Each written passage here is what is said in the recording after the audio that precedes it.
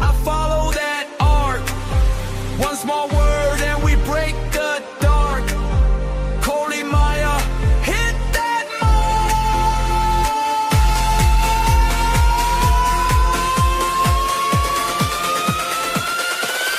ColeyUFO, beat me up. Maya star fire, light it up. ColeyUFO, beat me up. Maya star fire, light it up.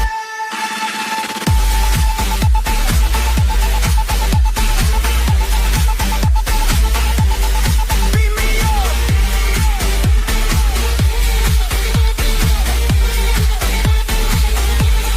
Light it up. Light it up. Hello, why is it doing that? It's showing like, okay, I think I got it.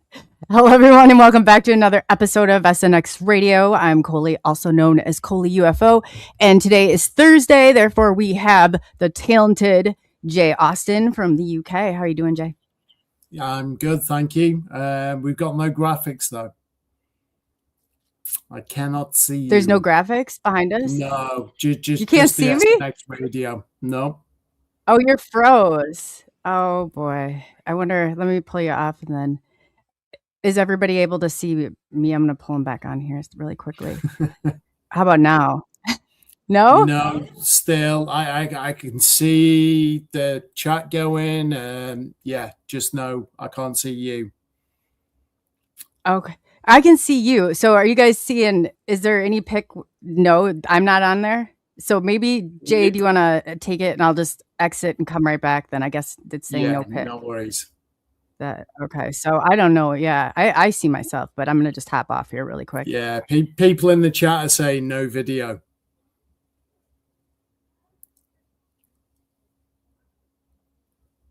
How you doing, guys? As always, pleasure to be with you on this Thursday evening, as it is evening here in the UK. We've got a great show lined up for you tonight, so really excited to be speaking to this next guest. Not sure if you can hear me, but I'll keep this going.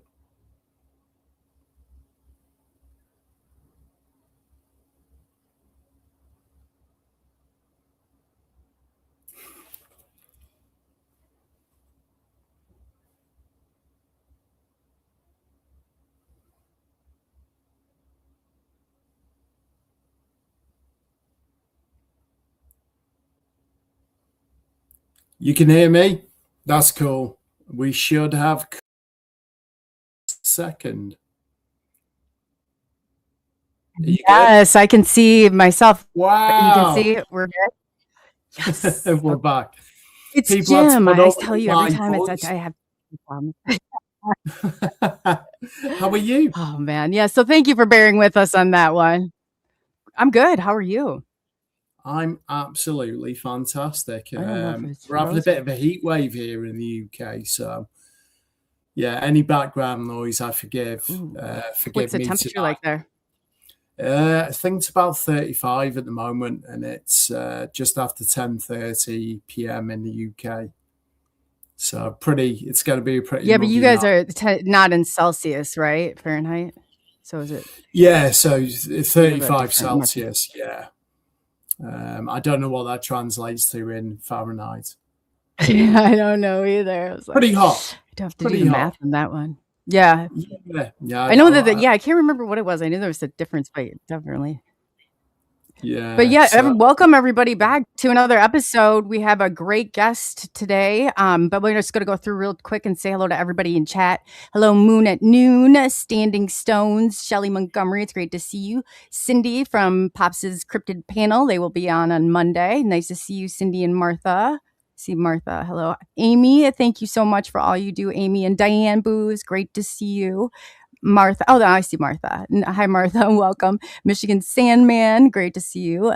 Eloria, it's great to have you. And Amy. Oh, thank you, Amy. And welcome the new SNX ground crew member. You're lucky. Hey, Pops. Nice to see you. Let's see here.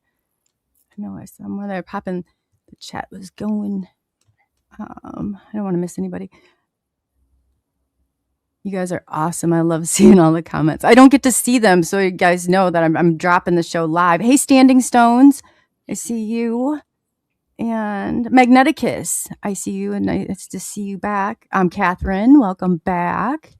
This is going to be a fun show today. You guys are going to enjoy Jim. If those of you who have seen him or haven't seen him, he's definitely a legend. John Allen, it's great to have you. Vale, great to see you back.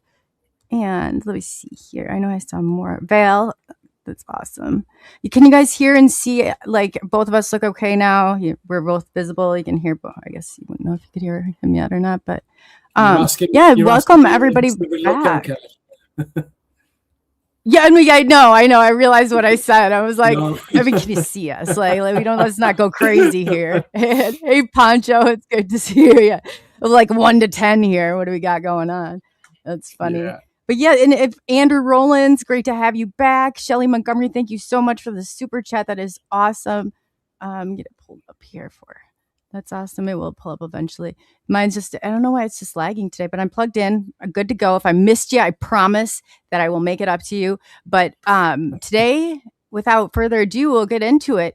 If you guys don't know who Jim Goodall is, he's definitely a whistleblower. He's out. He's one of us, I always say. James Goodall is renowned American aviation historian, author, photographer, and military veteran. He has foremost expertise in the stealth aircraft. He's also friends with Bob Lazar, so we like to get the gossip on there. And he has written, what did he say, 32 books now? Which is absolutely, that's awesome. Books, good for him. But we'll find out the details from Jim. Let's bring Jim out before he falls asleep back there. Are you awake, Jim? Oh yeah, I know. It's 2:30, so I'm wide awake. I'm glad one of us is. Oh yeah. So I decided, since it was so close to the 4th of July, I'd have to wear my patriotic shirt. You're looking very dapper there. Yeah. So looking very dapper. I thought you were representing the United States today. Well, so are you. Because Jay's from the UK. Yeah. But this is like an allied alliance type thing, you know. Yeah. So, but yeah, very cool. I guess, Jim, I just want to start by saying, thank you for your service to the community. Obviously, read a couple of your books. We were talking off air about some of that stuff. But looking back over 50 years of covering black programs, what would you say is the single biggest misconception the public has about how deeply classified projects are and how they're actually compartmentalized? I mean, they're compartmentalized to the point where the president is not cleared on them. Right. Even though he has the highest clearance, you can see everything. The bureaucrats within the spook community, they keep a lot of things under their, undercover, so to speak. Yeah. But every time they show something which is a gee whiz, then you realize it's been retired for 20 years. Yeah. I mean, the best example of that was the Blackbird, the original Blackbird, the CIA version. Yeah. Where it flew from 62 to 68, and that's when it was retired. So it had 6 years. Why did it only have such a short lifespan? Because the Air Force was jealous. The Air Force said, we don't want to have another government agency having a faster airplane than us. Because the only thing they were flying, the fastest thing going at the time was the Convair B-58 Hustler. Right. You could fly at Mach 2.2. Wow. Yeah. Even that on its own is a staggering speed, isn't it? Yeah. I mean, I met all the original pilots. I've interviewed literally a couple dozen. Everybody that I could track down that crashed one. Now they built 50 Blackbirds and they crashed 20 of them. So wow. That's insane, isn't it? That number to imagine being a pilot in something of that magnitude. Well, just blows the mind. The flight test guys, the guys who flew the original airplane by built by Lockheed, by the Skunk Works. Yeah. Loose shock at $50,000 in April 1962 for the first flight of the A-12, the Oxford Blackbird. $50,000 in 1962 was worth about $500,000 today would be the equivalent. Yeah. And for every major milestone, there was 50,000. I think the first sustained Mach 3 was 100,000. And wow. Jim Eastham did that, and he said it was purely by accident. Yeah. And so the whole program's amazing, but they wouldn't even acknowledge the existence of the original Blackbird until the program had been retired for over 20 or 25 years. That's crazy, isn't it? What do you think the reason for that they left it so late to make that public knowledge? The only way I can look at it is there's so many things that have a classification on it strictly for power. If you're the person who controls someone's clearance, right, you are a very, very powerful person, because without that Q clearance or that compartmentalized above top secret clearance, you don't have a job, you don't have you don't have a need to know. And it's frustrating for people like myself. I'm a military historian, and that's actually what I did my last 16 years in the military. I was the wing historian. I had an opportunity to see everything that the generals saw. And then during Desert Shield and Desert Storm, I was in the Pentagon, and my job was to read everything went from CENTCOM to Southwest Asia, all the way over back to CENTCOM. Wow! And I arrived at the Pentagon on I think it was the 5th or 6th of September. Yeah. And Saddam had only invaded Kuwait about 10 days prior to that. And actually, the main reason I volunteered to go there is I had a fatal attraction girlfriend I was trying to get away from. A good old bunny boiler, right? Oh God! I mean, she's every once in a while I still talk to her today. But she's 5'10", blonde, built. And I moved out of her place. She went to work, and I jumped in my car because I had my orders by then, and I drove to DC. I lived in Minneapolis at the time. Yeah. And no one knew where I was at except for the wing commander and the admin there at the base. And I'm in there. I've been there about 3 weeks, and this lieutenant, and I was a tech sergeant. I was an E6. Yeah. I was a tech sergeant. And the lieutenant colonel came into my cubicle and said, "Sergeant Goodall, there's someone here to see you." I can't imagine no one that I knew I was here. So I got up, walked in the lobby, and there's all 5'10" of Debbie Lee Anderson with 4-inch black patent leather spiked heels, a mini skirt that stopped about this far below where it was, and she had an incredible body, and she had a red shell top with spaghetti straps on it and short blonde hair. Yeah. And because this lieutenant colonel who said you have a guest here to see you, he had this look of bewilderment on his face. I was dumbfounded. I said, "How in the hell did you find me?" He said, "Well, my brother is a computer guy who works for Colin Powell at Joint Chiefs." And I had said, "Can you tell me where Jim Goodall has run off to?" And he said, "Yeah, this is where he's at." Yeah. And it just cracked me up. So he said, "Well, let's go see your brother over the Pentagon." Yeah. So we jumped on the bus that went from the Ford building in Alexandria to a couple of other places, plus the Pentagon. Yeah. It was just for DOD people. So as we got on the bus, everybody went like that. I'm sure it probably caused whiplash, because you don't go to the Pentagon dressed like that. No. So we got through security, and literally everybody is just, they hadn't seen anything quite like that. She's really a gorgeous woman. And so he went down to Greg's place in the lower level where he worked. And so, well, let's go up. I'll show you. Let's go up to the riverside, and I'll show you the area I work in. But I couldn't, and she couldn't get in there. So we're standing out in front of the Joint Chiefs office on the north side of the Pentagon, and this female Army full bird colonel is walking by, and her mouth is. She walked right into a concrete pillar and knocks her on. Love it. And then I mean, everybody's rushing to her, get her up, and she was.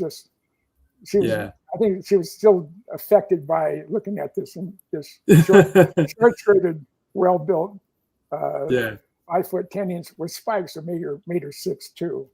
Wow. And then about a minute later, some colonel comes out of Joint Chiefs, and they said, the general wants to know if you could come out and if you can get a photograph of the two of them.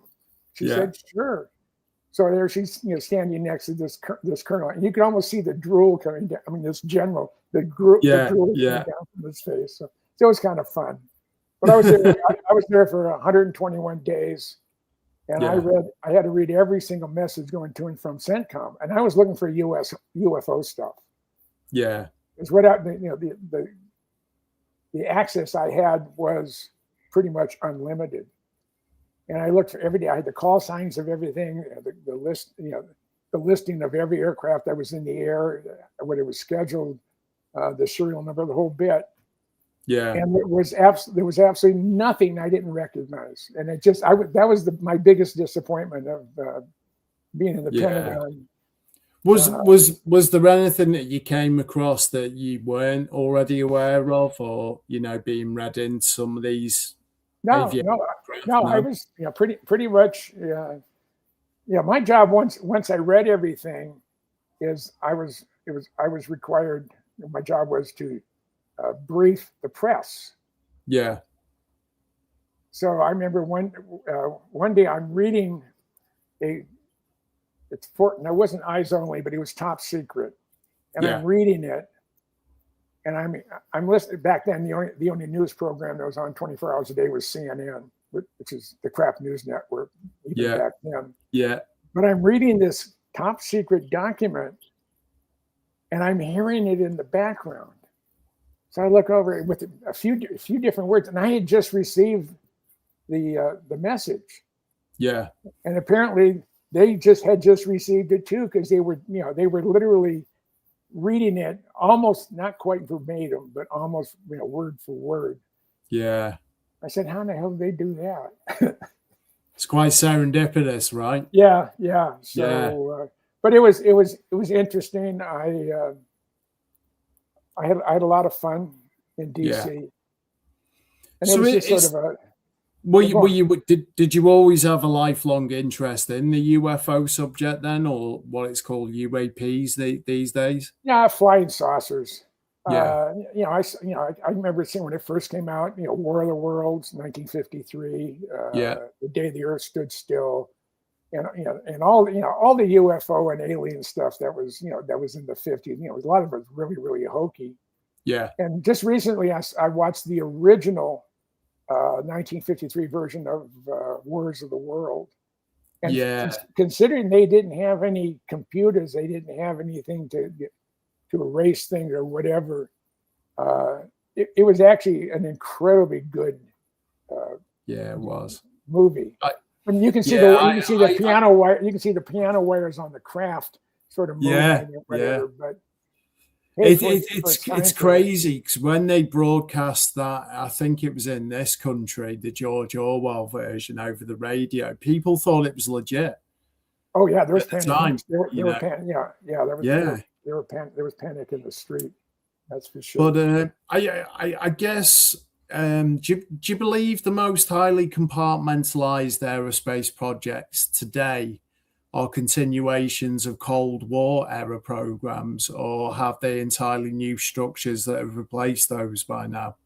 We have things, and again, I don't have access to any of the stuff that's really it's classified. Yeah. But we have And I have to quote my friend Ben Rich. Ben Rich was Kelly Johnson from Skunk, was his right-hand man. Yeah. And I spoke to Ben either by phone or by letter about once a quarter for 20 some odd years. And in August of '89, Ben Rich called me at home, that's where he normally got hold of me. He would call. Yeah. And he was at USC Medical Center. He was dying. He had esophageal cancer. And I wanted to call him up and chat with him. And we talked for about 45 minutes. And right about the end of our conversation, I could tell he was getting tired. Yeah. He said, and this is from the head guy at the Skunk Works. He replaced Kelly. And this would have to be 1990, I think it was 96 or 97. I should know for sure, but at my age, a lot of things sort of fall out of my head.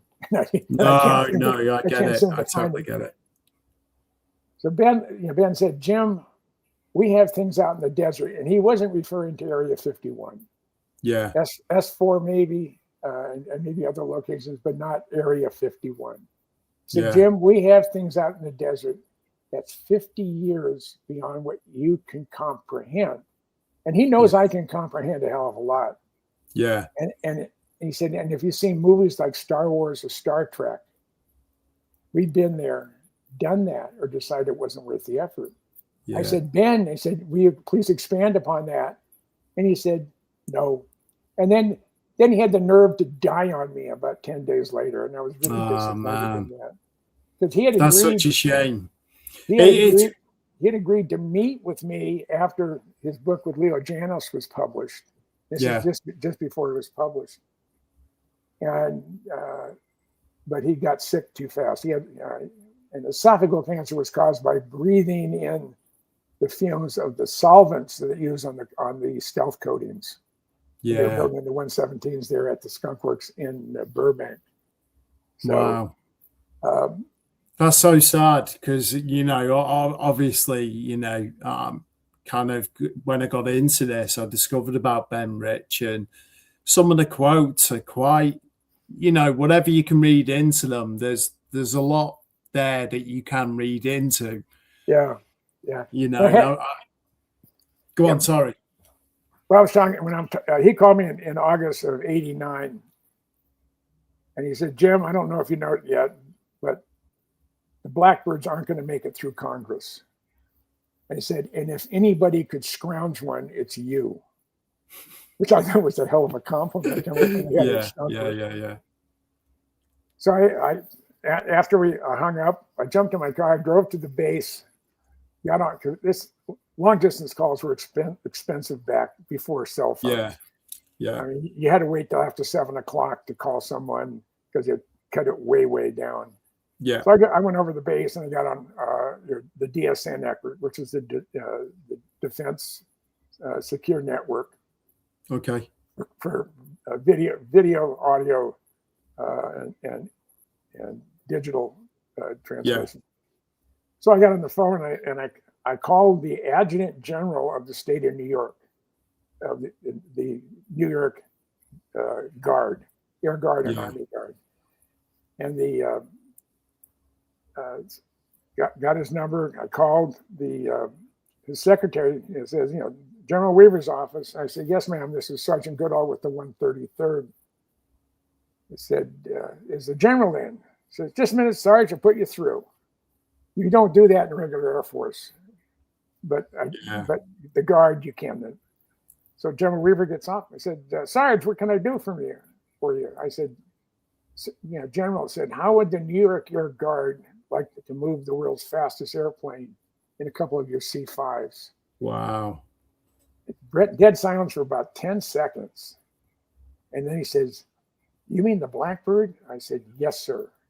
He said, when you're ready, you call Will Hall. Yeah. At about the same time frame, Arnie Gunnarsson from Pratt & Whitney was trying to get a Blackbird for West Palm Beach, put it on a wind vane. So even in hurricanes, it would always be facing into the wind. Yeah. And he had asked Air Force, can we lease, did the Air Force lease Pratt and Whitney a C-5 to help move it? Because the airplanes that I got and when he was looking at were incapable of being put back into the air. And the Air Force says, yeah, well, that's not a problem. But the fee is $967,000 a day plus gas. Wow. I mean, but when you hear politicians, $1 billion here, $1 billion there, yeah, it's starting to amount to something. Duh. Yeah. So I scrounged not only a $100 million CIA asset, the A-12 Blackbird, but 2 C-5s to move it. And at $1 million a day, I had 2 C-5s for 8 days each. Wow. Yeah. And she changed clothes too. I knew. Yeah. Oh, I knew he'd notice. I started. What happened was my router was switched to Minneapolis, Minnesota, and I'm in Iowa. So I don't know what that was all about. So I had to switch it, and I'm good now. Okay. Welcome back. Welcome. Thank you. Oh, thank you. I know. I was like, oh God, that hopefully they know what I'm doing. But yeah. And thank you, Amy, so much for gifting one of the ground crew members. Thank you so much. That's awesome. No but worries. Continue. I don't want to interrupt. How does a friendship with someone of Ben Rich's stature come about then? Is that just because you're so well respected within your industry, or this sort of the key to me being involved in the UFO community and the things that go bump in the night community? Initially, was my late friend John Andrews from Testers. Okay, he's the one who came out with the sports model, the Bob Lazar thing. Sports model. And John was like my big brother. He was almost 15 or 18 years older than me. Yeah. So he was talking about John Lear, right? No, I'm talking about John Andrews. Oh, from Testers. Did you? And John Andrews says, I have to introduce you to a friend of mine I've known forever. And his name is John Lear. I love John. About 2 weeks later, I was in Vegas for something, and I had talked to John, and I met him, and we just became. This is 1973. Yeah. So I've been friends with John Lear that long, and we just became really close. Even his ex-wife his wife of 52 years divorced him. Here before he passed away. But he was John was just a character, and he knew everybody. Boy, yeah. The funny thing is, when I knew by this time, the 1970s. I knew about Area 51, and that was about it. I knew the U-2 flew there, and I knew the Soviet aircraft, the MiG-15, the 19, the 21, the 23, and the 27. Yeah. And they were supposed to get Belenko's MiG-25, but the Soviet Union was jumping up and down and saying, "Hey, we want that back." So they didn't get it, at least that I was aware of. Yeah. But it was just an interesting time to be a nosy person. Yeah, no, I guess, and the knowledge, obviously John Lear's dad, who created the Lear jet, and I think John flew more air miles, I believe, than anyone. Was it? Is that correct? John Lear was type rated in, I think it's 61 different airplane types. Wow! And on his death in 2023. I think it was 23. May have been 24. Time flies when you're old. He still held 15 FAI world records on his. That's insane. On his 16th birthday, he flew around the world in his dad's Lear 23. He had an FAI observer on board. But he flew it solo on his 16th birthday. Wow! And all those records still stand. I love it. I love obviously on the recent S4 film, the new Bob Lazar film. I love some of the stories between Bob and John, where John would ring up Bob and just be like, "Get yourself down to whatever airport, jump on the plane. We're flying into such and such." Didn't have permission to land his jet there, but we was like, to hell with that. No, but. In November 1988, on the 11th and the 22nd of the month of November 1988, the Air Force announced the existence of the B-2 stealth bomber, and they had a rollout. So the press was right there. You couldn't see the back of it, and you couldn't see the top of it. But Michael Dornheim was a friend of mine, was the senior writer there at Aviation Week. He was a private pilot. He rented a 172, and he overflew the rollout and was able to take a bunch of good pictures because they didn't restrict the airspace. So that was a real coup for Aviation Week. That's crazy. And then they didn't show an F-117 in person. They showed a backlit nighttime shot of the F-117 using a telephoto, which sort of compresses everything, so you couldn't see the the sweep of the leading edge. It was more like this versus this. And I called John Lear up on the set it was right after January 1st of '89. They said, "Hey, next week I'm going to be coming out to Vegas and get a car. Let's go up and see if we can find an F-117." Yeah. So I said, "Sounds good to me." So I flew into Vegas, rented a car, went over to pick up John, and we're heading up US 95 out of Vegas, heading to the town of Tonopah. Yeah. And about 3/4 of the way up there, there's a place called Scotty's Junction, and most everybody who lives in Nevada is familiar with Scotty's Junction. And okay. It's sort of infamous for the wrong reason. There was a legal house of prostitution there, right? And the federal government took it over because they weren't paying their taxes. Wow! And the federal government ran basically, a whorehouse. Yeah. Ran it out of business. Now, how did the product spoil or what? I don't understand how you can. Oh my God. I love that. Did you just have the product spoiled? My grandmother called them the house of ill repute. That's what, yeah. And that's funny. So about 15 miles. God. Just about 15 miles north of Scotty's Junction, an F-117 flew across the highway at about 1,500 feet and about a half mile or a mile in front of me, and I about crashed the car. It was unbelievable. So this is before digital cameras. So I'm shooting. I have a Nikon with a good Nikon lens. Yeah. I'm shooting Kodacolor.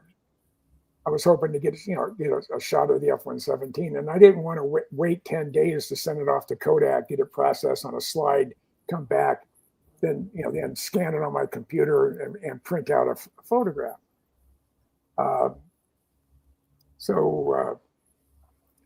We hit Tonopah. We grabbed a quick bite. We got on US 6. We headed east for 14 miles. There's a big sign. It's a white signboard, and it's a Tonopah test range run by Sandia. And on top of it is a B-43 nuclear weapon shape with a Nike Ajax booster on it. And that place was primarily designed, for testing the aerodynamics of weapons release. Wow. So we then head all the way down to the main gate off of US 6, and it's 18 miles. So you're heading south 18 miles. You're in the middle of nowhere. Right. And the road ends at the main gate at Tonopah Test Range. Yeah. The man camp is there, and all the living facilities is there, but the main base is 8 miles away from the from the fence line, from the gate. So I can get on, because of my military ID, I can get on any military base that's not in a restricted area. TTR is restricted. So John and I drove down the fence line very well. I mean, you can see the tracks are well defined. We're in public land. And we get about 2 miles down, and you can look over, you can see the entire Tonopah Test Range facility, all 60 some odd hangars, the full runway, everything. Yeah. And I look to the north, and I see a black fuzzy ball with a light underneath it. And then right next to it was a sort of a yellowish blue dot with a light underneath it. So I figured that was the F-117 with a safety flight check airplane next to it. Yeah, yeah. And I'm looking. I thought maybe it was the police. No. So here I am. Again, I'm shooting with print film, 36, maybe 37 exposures out of a roll, and I have it up, and I have a 70 to 200 millimeter zoom, and it's a good, it's a Nikon lens, so I know it's a good lens. So I'm watching it as the F-117 started appearing in the viewfinder, and it started getting bigger and bigger. All of a sudden, my body started vibrating about 60 cycle. I mean, I was like. And how far away are you from the craft then, approximately? Well, it flew right over my head. Wow. Maybe less than 1,000 feet above me when it went by me. Wow. And John was there too. Yeah. But I was just vibrating, and I was trying to lean up against something. There's nothing to lean up against to keep me from shaking. Right. And I was like a 10-year-old boy seeing a naked woman for the first time. I mean, I just couldn't believe it. So finally, the airplane went. The 117 went by and landed there at the Tonopah Test Range, and I said, "John, let's get the hell out of here. I have to get to a photo mat to get the film processed." Yeah. This is back in the day before digital, and almost in every supermarket parking lot there was it looks like a barista coffee place today. Yeah. But it was a Kodak place. You wouldn't even have to get out of your car. You'd drive up, they'd hand you an envelope, you'd fill out the information, you'd rip off the top, you put the film in it, seal it, and give it back, and come back the next day. It's done. Yeah. Yeah. But I know we weren't going to get back in time to get to a photo mat. So even the next day, I'd have to wait another day, and I was really frustrated. So we headed east on US 6. We got to Warm Springs, and that's the northern terminus of the extraterrestrial highway, Nevada 375. And we headed south towards Rachel, and we were getting hungry, so we stopped and got a bite. And I knew Pat and Joe Travis because I'd been there in '87. Yeah, it wasn't called the Little Alien back then. It wasn't in '89, but not in '87 when I went there. I think it was the what the hell is it? The Rachel Pub or whatever it was. Little Alien. So we had a burger there and some other refreshments. We got back in the car and we're heading into Vegas, and Lear says, "Hey, I have a buddy of mine coming over in a bit. I had called him from Rachel, and let him know that I have a guy you want to meet." John was saying this to his new friend, and we arrived at John Lear's house. It was 9:15 at night. And we're in his study, and I wish someone had done a panoramic 360 of his study, because it was the most incredible place on the planet. It was 20 feet by 20 feet. You couldn't.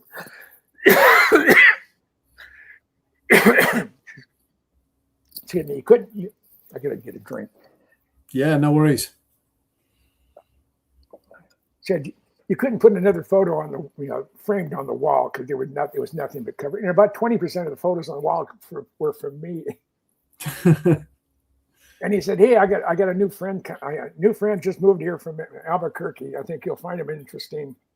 He's coming over here in about 10 or 15 minutes." And about 10 minutes later, there was a knock on the door, and in walked this very nice young guy.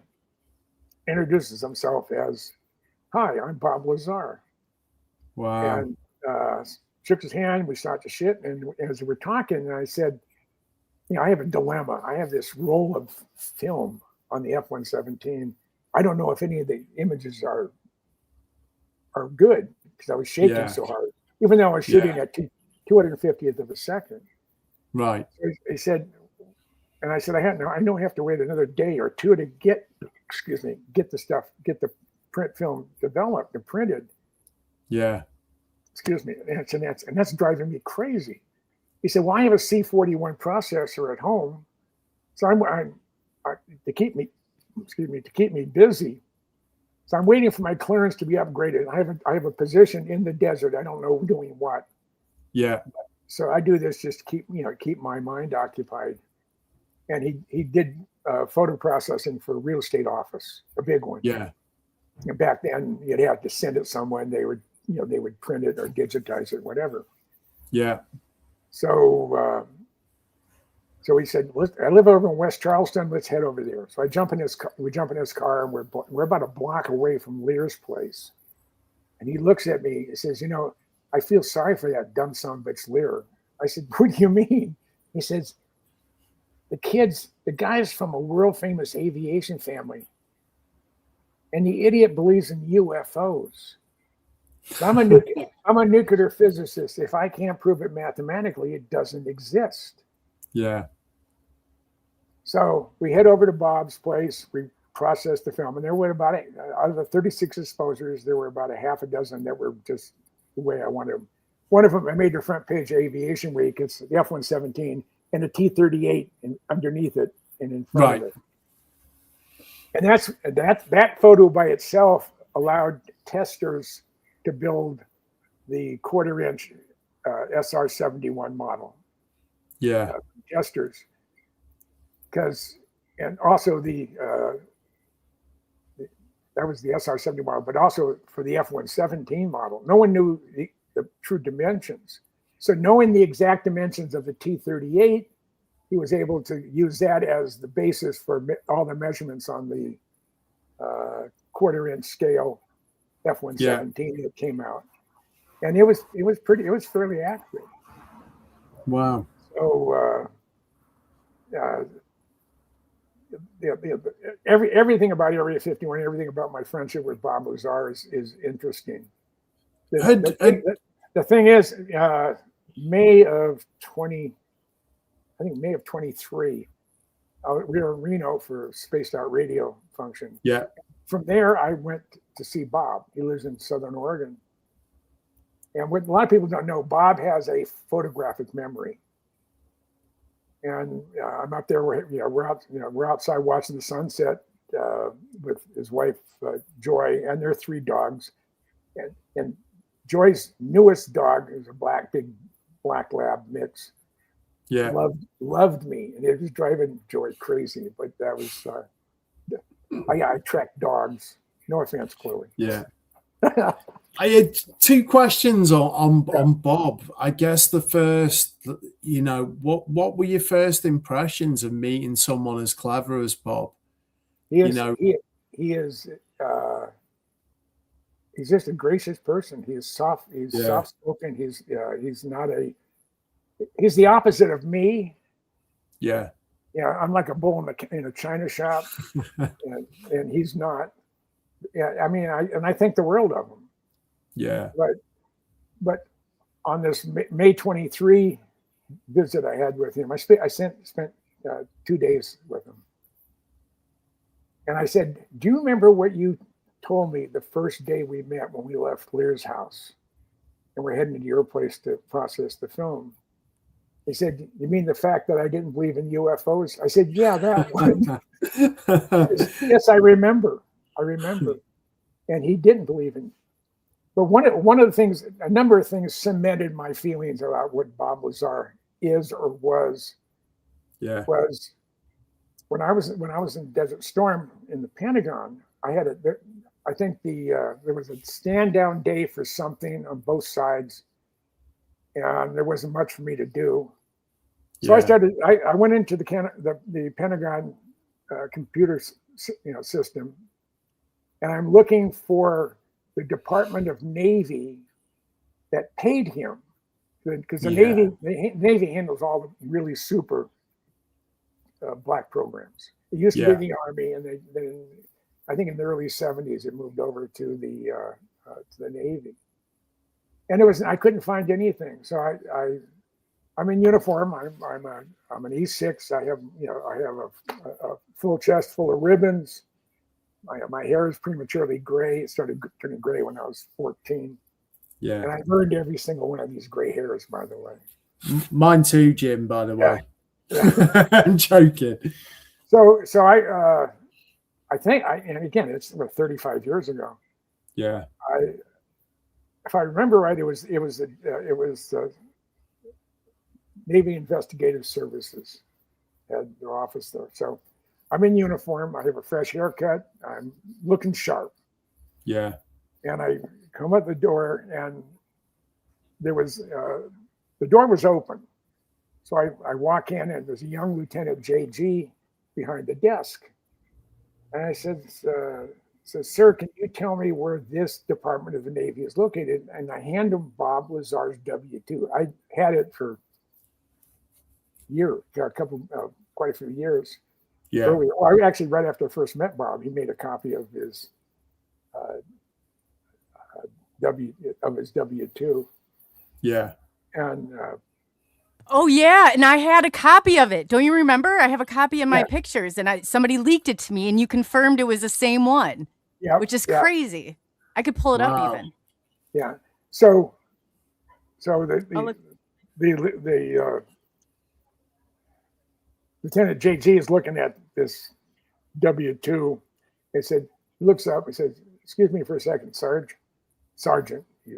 He gets up, walks into the two-star admiral's office. Now, anybody who's been in the military, and it's probably just as bad in the British military. Yeah. No two-star general is going to talk to an enlisted puke, especially if he's not in the Navy.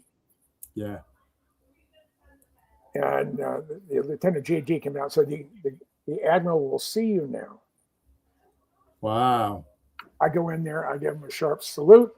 He doesn't say at ease. He said parade rest. So I knew he was pissed. And he's sitting there holding Bob's W-2, and he's shaking, almost like I was shaking when I saw the F-117 for the first time. He said, "Sergeant, I don't know where you got this, but if I ever see your face cross the threshold of my office ever again, you'll be the most sorriest NCO in the United States military. Do you understand me, Sergeant?" I said, "Yes, sir." He says, with that, he said, "You're dismissed," and he took the W-2 and put it in the shredder. Whoa. I saluted him, did about face, and walked out.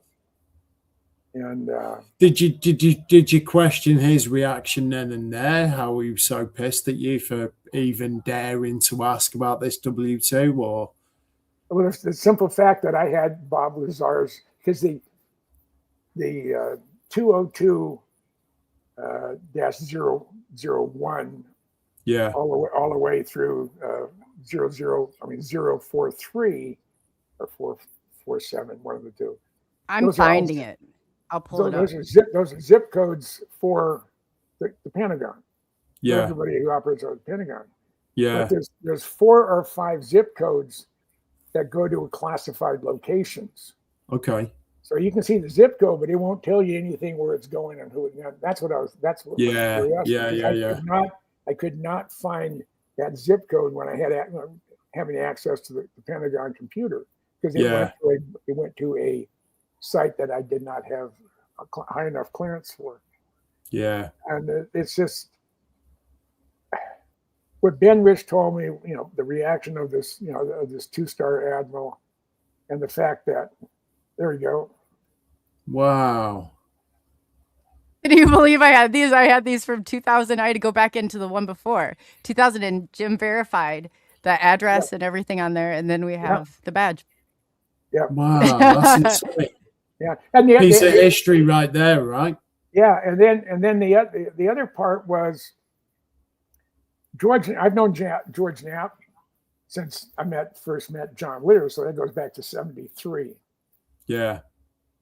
And I was one of the first guys George Knapp interviewed after Bob, came out of the shadows.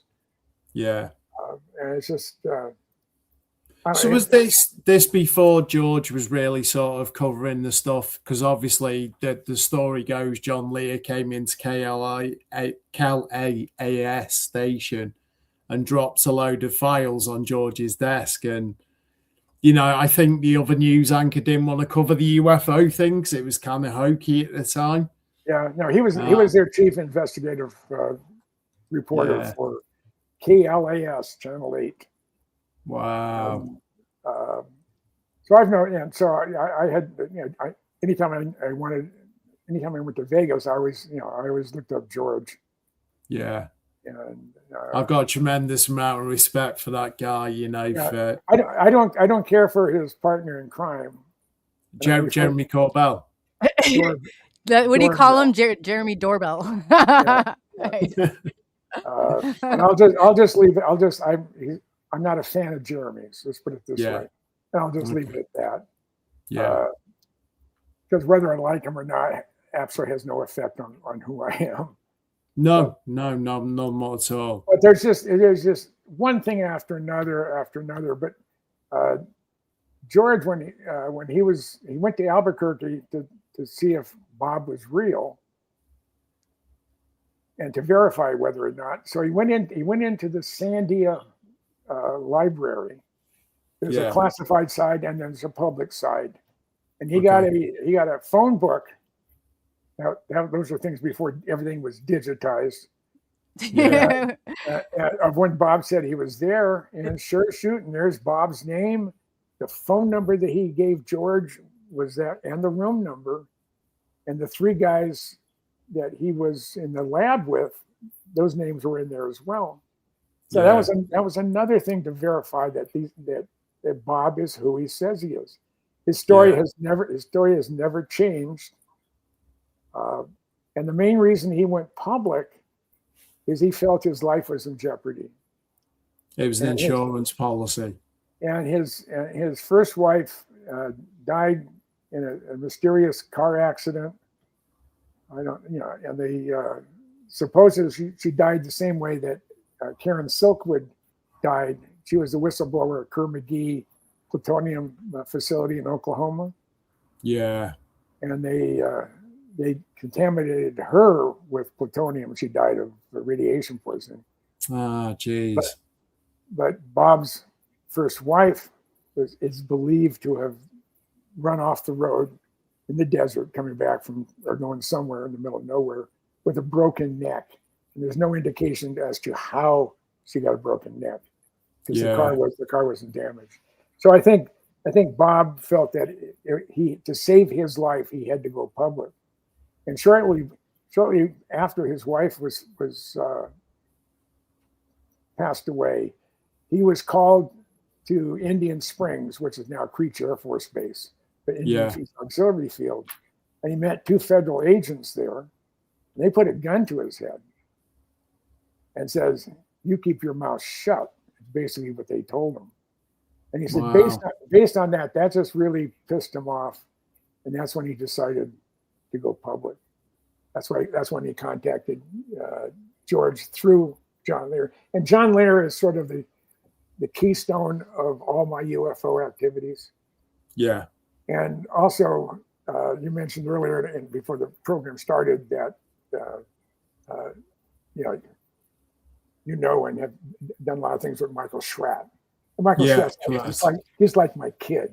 He is. He's stayed here, and I've told him when he's been between jobs, things get really tight. He says, "I have a guest room." Yeah. So that's good of you. Yeah, and he's the only one that I know that has sacrificed everything to dig up stuff on UFO retrievals and such. Yeah, he's a great guy. I literally, I think it was Contact in the Desert, probably 12, 13 years ago when I went over. And he was one of the keynote speakers at the event. And his level of detail absolutely blew me away by far. And the thing about Michael, he doesn't interject his opinion in anything. He's like, they didn't show it in the UK, but here in the colonies, we had a program back in the 50s and 60s called Dragnet. Yeah, And, we had it in this country as well. and then, Reruns, you know, but Sergeant Joe Friday, he says, "I want the facts, only the facts." yeah, And that's basically the way Michael Schratt gives his presentations. And I had known of and talked to Michael since the 80s. I didn't meet him for the first time until March 2020, when we were at a MUFON function in San Francisco, and I was one of the speakers, and so was Michael. And that was the first time I saw him give a presentation, and I was impressed with the kid's knowledge as it was. Yeah, but it's very good. But to see him go through his presentation, I was somewhat I was really impressed. And none of it's bull. I mean, everything he reads, it's backed up by evidence. You know, he has the receipts, as they would call it. Yeah. So what was his introduction though into this? Because obviously you mentioned your military career and whatnot, and you had somewhat of a knowing before you went down this UFO route. How did Michael get started in this? Is it just all solid research, or he just he felt it was his job to find out as much as he could about about UFOs, you know, the crashes and the recovery, and people who, you know, first person witnesses. Yeah, he would spend every single weekend flying or driving somewhere to track stuff down. Wow. I mean, when his Honda Civic finally died on him, he had 320,000 miles on it, and he bought it when it was new. I don't know what year it was, but he just drove the hell out of it. Well, I do the same thing. My Corvette, my black one, before it crashed, I had 123,000 miles on it. Wow. And I had a minor fender bender, but a Grand Sport, or a limited production version of the Corvette. Nice car. And you couldn't get replacement body panels because they're all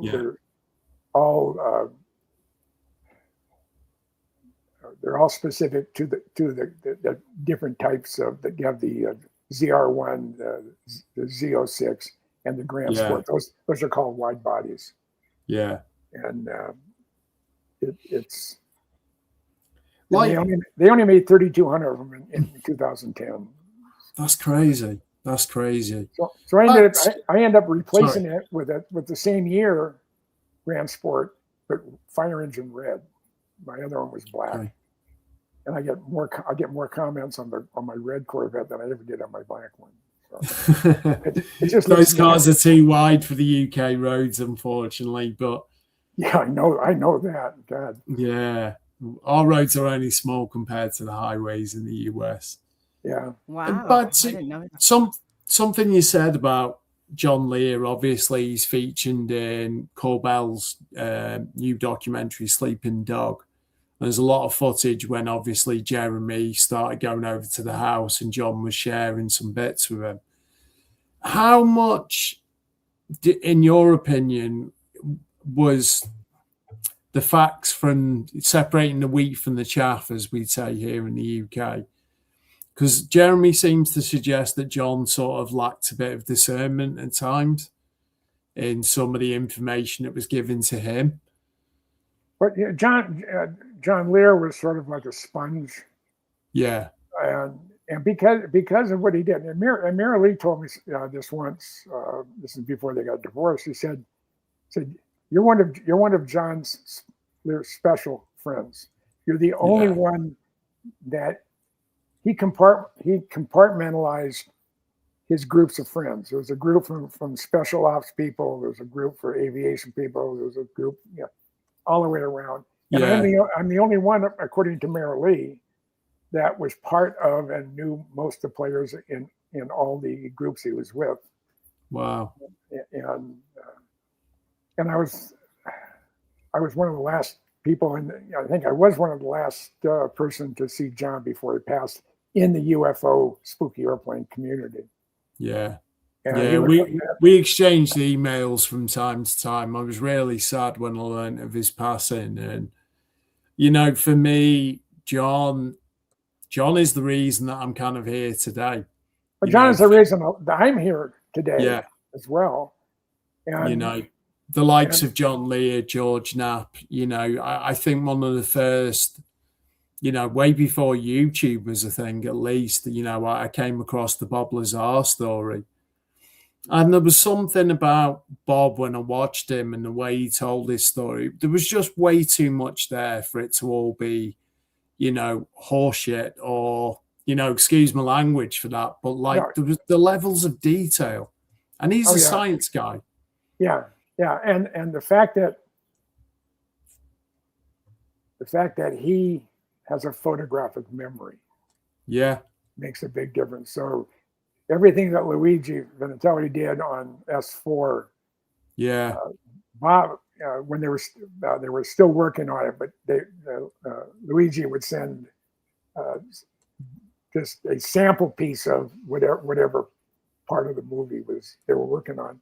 Yeah, and Bob said that it was so real he could almost smell the hangar. That's crazy. It gave him goosebumps. Yeah, I believe even to the post that it was up on the wall. Yeah. And I think he said some of the detail, the American flag being upside down on the craft, and there was a ring, like an energy source. Yeah. It was all on the upper layer of one of these craft that was in the hangars. Yeah. You know, I think, go on, sorry. I mean, I asked him, I said, do you regret coming out? Yeah. Out of the dark. And he said, "Get out of the closet." Yeah. He's a long way from there.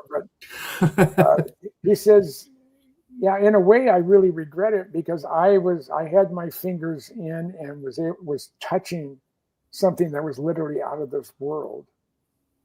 Yeah. But his heart told him that he had to. He had to leave. He had to blow the whistle. It was time, and he did it because he felt his life was in jeopardy. Did all this, you know, for Bob, the craziness side of it, I guess it kind of started when he was taking John Lear out to, I think it was a Tuesday or a Wednesday night, and they were viewing these craft doing these test flights, if you want to call them that. Yeah, I mean, I know he was, I wasn't with him when he did it, but they went out, and it was George Huff, or Gene Huff, John Lear, and a couple other guys. And they were probably pretty much stopped and waiting for their eyes to adjust at the black mailbox there in Tipico Valley. Yeah. And the mailbox isn't black anymore; it's white. Yeah. Ironically. And they I can't remember Robinson. I think his name is the guy who's leasing all the Tipico Valley or his open range. But he picks up his mail now in Warm Springs versus the mailbox.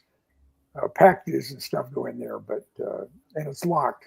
The post office has a key to it. Put stuff in, lock it up.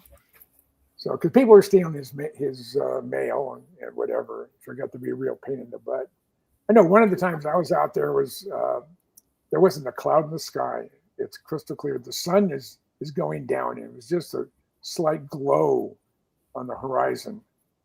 And I'm standing outside. My eyes hadn't adjusted yet. And it was so dark when the sun finally went all the way and there was no more, it wasn't twilight anymore. It was so dark I couldn't see my feet.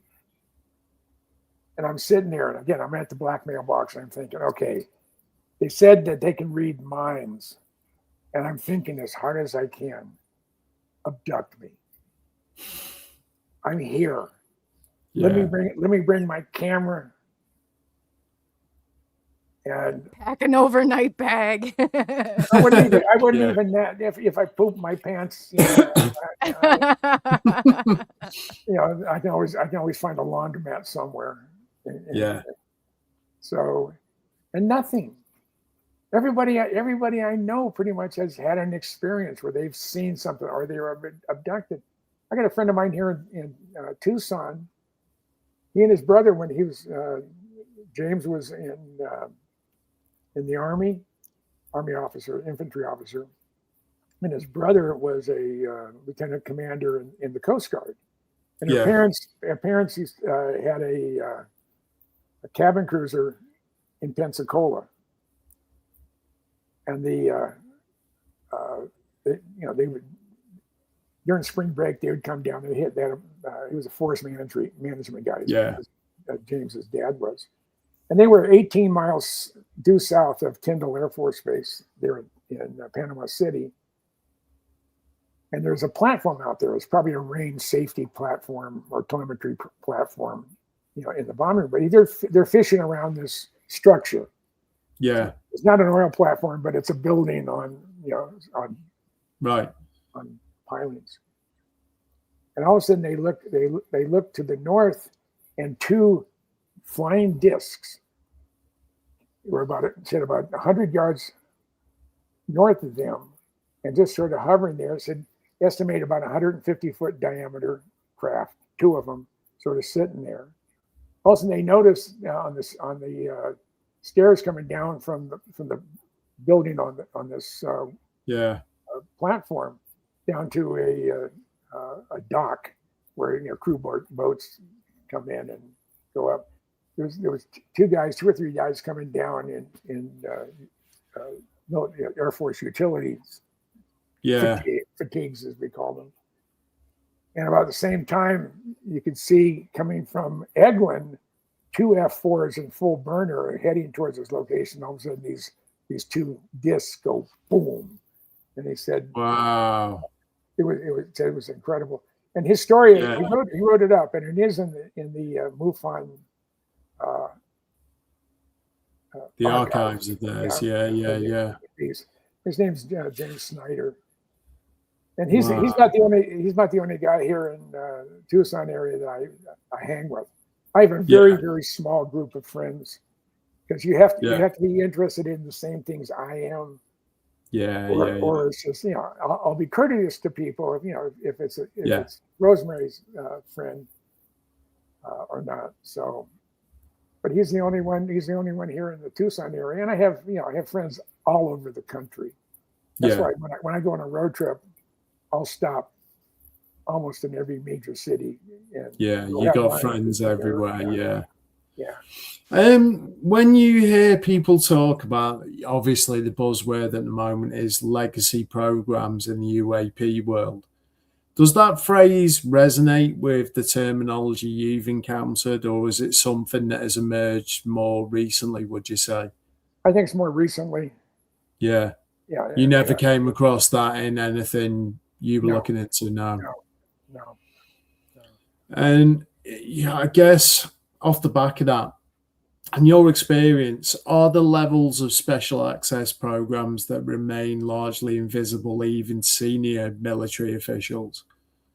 Oh, absolutely. Really? It goes that high? Oh, yeah.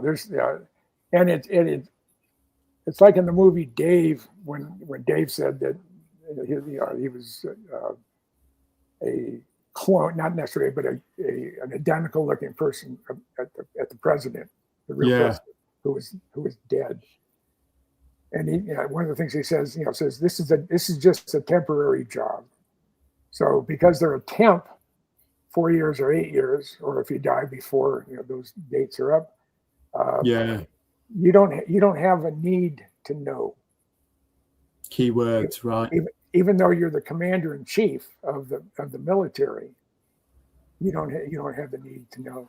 Now, apparently, President Trump has indicated that he has seen a boatload of stuff on UFOs and aliens. Yeah, I believe he's fully briefed within, I was told, literally as close as 4 or 5 weeks ago. Yeah, and the stuff is starting to be declassified and released. Yeah, but I don't think the general public will really believe it until it happens, just like in the movie, what the hell's, my mind just went blank. Oh, Independence Day, do you mean? No. Jack Nicholson was in it. Oh, A Few Good Men. No? No. This is an alien thing. Oh, the where he was Mars crazy? Attacks. Pardon? What was it? Mars Attacks.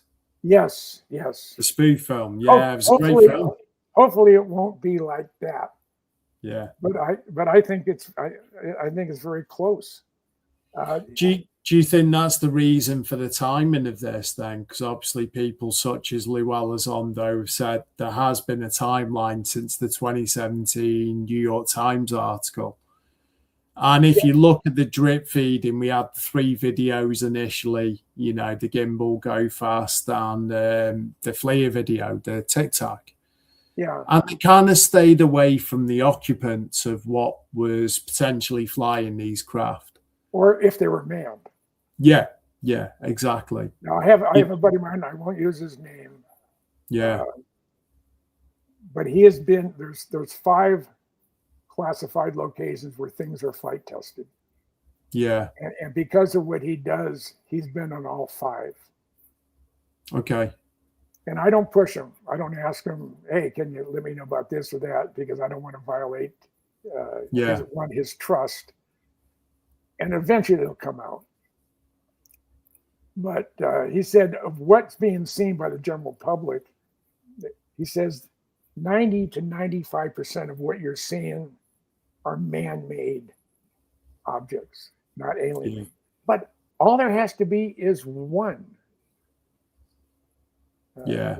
Are supposed to return and quit messing with? I don't know. This is for Shelley. I don't know. But where was I? It's time. Yeah. And the thing that I've always felt, one of the reasons why stuff hasn't been released is, one, we are not in charge of the release, and there's ramifications to the world for release. Yeah. The other thing, and Tim Burchett, the congressman from Tennessee, said that he has seen things that makes it hard to go to sleep at night. Yeah, I believe so. So, but do you think it'd be a case of, people such as Ross Coulthard, great investigative journalist, and he talks about something called catastrophic disclosure. So kind of think of your Mars attacks kind of scenario. Yeah. And if that happened, would people lose complete trust in the world's government? Well, if something was to show up, let's say. Yeah, there was a book published in the very early 70s. I think I bought it in 71 or 72. Yeah. It was called Wild Card. It was by 2 British authors. It was in paperback. It was about this thick. And it was about the federal government creating what looks like an alien spacecraft crash. Yeah. And it affected about 150,000 people. It knocked them out primarily. Wow. Gases. That's crazy. Yeah. But as it turns out, it didn't. These gases didn't, or whatever was released, didn't just knock them out. It caused them to start dissolving. I mean, it was kind of evil. But one of the reasons, and President Ronald Reagan basically said at Keflavik, when he was talking about Star Wars, the Star Wars, it could be pointed outward to protect us from an alien invasion from outer space. That was part of his prepared text. Yeah, I remember that. It said nobody, including the Soviets or the Chinese or anybody else, protested our government developing the Star Wars anti-UFO, whatever you want to call it. Yeah. Testing, because they said you point outward to protect us from an alien invasion.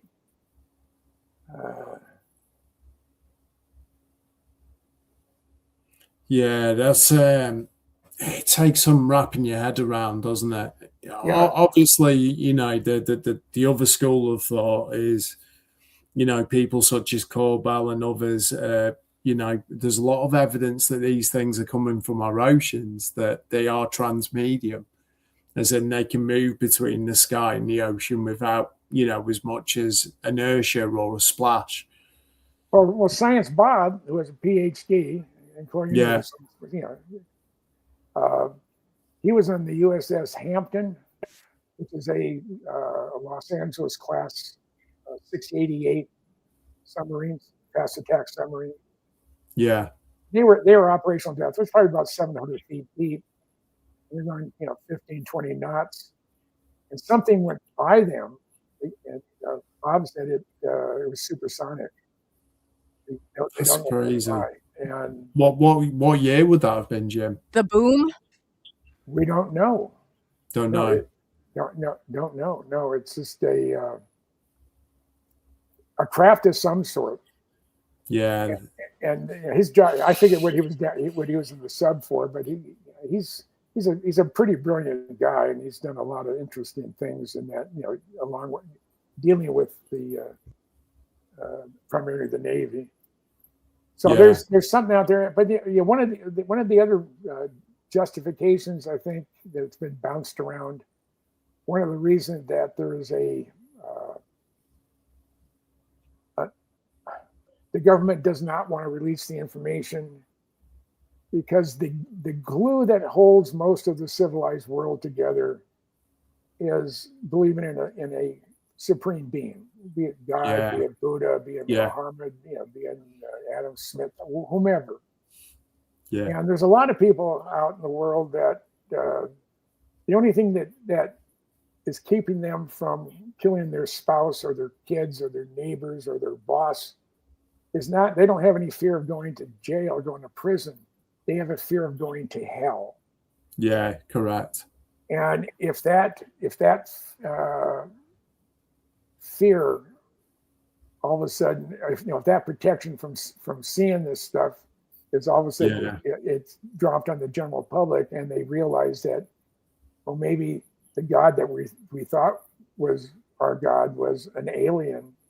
Yeah. The glue that holds the fabric of most of the third world and below together is the believer in a supreme being. And if that's blown out of the water, they're not sure what the ramifications are. But more than one person has said that stuff that they've seen, you cannot. It would affect you if you saw it. Yeah, I believe so. I believe so. Yeah. I don't think this is all a good thing. Like you've got guys like Dr. Greer that do the CE5 protocol with lasers and the meditation, and they can supposedly bring in these craft or orbs, whatever you want to call them. Chris Bledsoe is another. And you've got guys like Tom DeLonge saying, it's the equivalent of doing a Ouija board. You don't know what you're bringing through on the Ouija board, and do you necessarily know what you're contacting, whether it's malevolent or benevolent. I've been in 7 or 8 of the Cousin Brothers documentaries with Dr. Greer, and I was at the was it 3 years ago in DC when the Disclosure Conference. Yeah. I was one of the guys that were up there talking. Wow. And more or less, I related my conversation I had with Ben Rich. That right there adds so much. And I know a lot of people that in the spooky community who have chased them or had seen them. I mean, Kelly Johnson saw UFOs, and we was with a bunch of his engineers, and this is back in the mid-50s. Wow. Ben Rich telling me that there's, we have things that are 50 years beyond what you can comprehend. Yeah. So the stuff is there. We haven't been sitting idly by.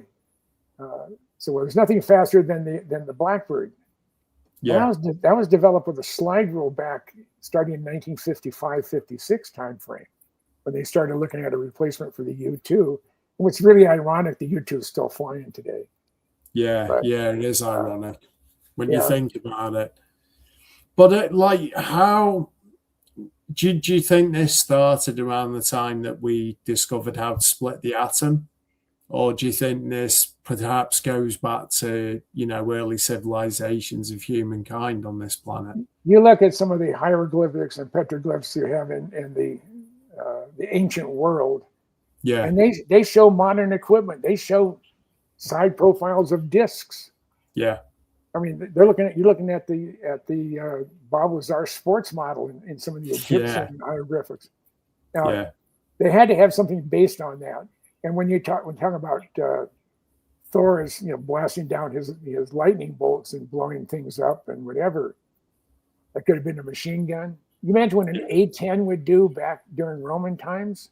Yeah, exactly. Just the sound of their 30 millimeter gun. I mean, it's just it's preposterous to even consider that, isn't it? Yeah, and my feeling is, I step back ways. I was a docent up at Kitt Peak National Observatories outside of Tucson. Yeah. They have 22 optical telescopes, 2 radio telescopes, a 12 meter and a 25 meter. And I was a docent. I gave tours of the McMath Pierce Solar Telescope, which is an incredible piece of equipment. It's now deactivated, but it's used as a learning center, and they do operate it. Yeah. The 2.1 meter telescope was one that Vera Rubin was able to prove optical lensing, where light waves bends around things because of pull of gravity. And then the 4 meter Mayall telescope is now being used to take a spectrographic photo or image of the northern hemisphere. Yeah. And it's a 5-year project, and they want to catalog and have the spectrographic information of the makeup of that particular star or galaxy. Yeah. And they have an identical one. They have another 4 meter down in Chile that was actually built at the same time. They were both funded by the same organization at the same time, Kitt Peak, and then down in Chile. Yeah. Just before I quit volunteering as a boat docent, I didn't care for the volunteer coordinator. She knew everything. She wasn't an astronomer, but we clashed, and I just told her, "Hey, I said I'm in my 70s. I don't have to put up with your crap." Yeah. And I just walked away. But just prior to that, we had a gathering at the NOAO, the National Optical Astronomy Observatories. It's based at the University of Arizona in Tucson. Yeah. And there they also have the mirror lab where they make all the big mirrors. They built 27-foot diameter mirrors.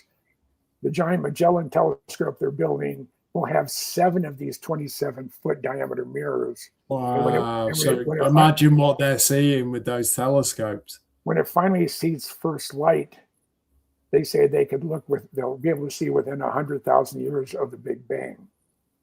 But now, even with the James Pierce Space Telescope, all that's the James Webb, yeah. James Pierce, James Webb. Yeah. That they've looked at galaxies that are 1 billion light years away from older than the Big Bang, supposedly. Yeah.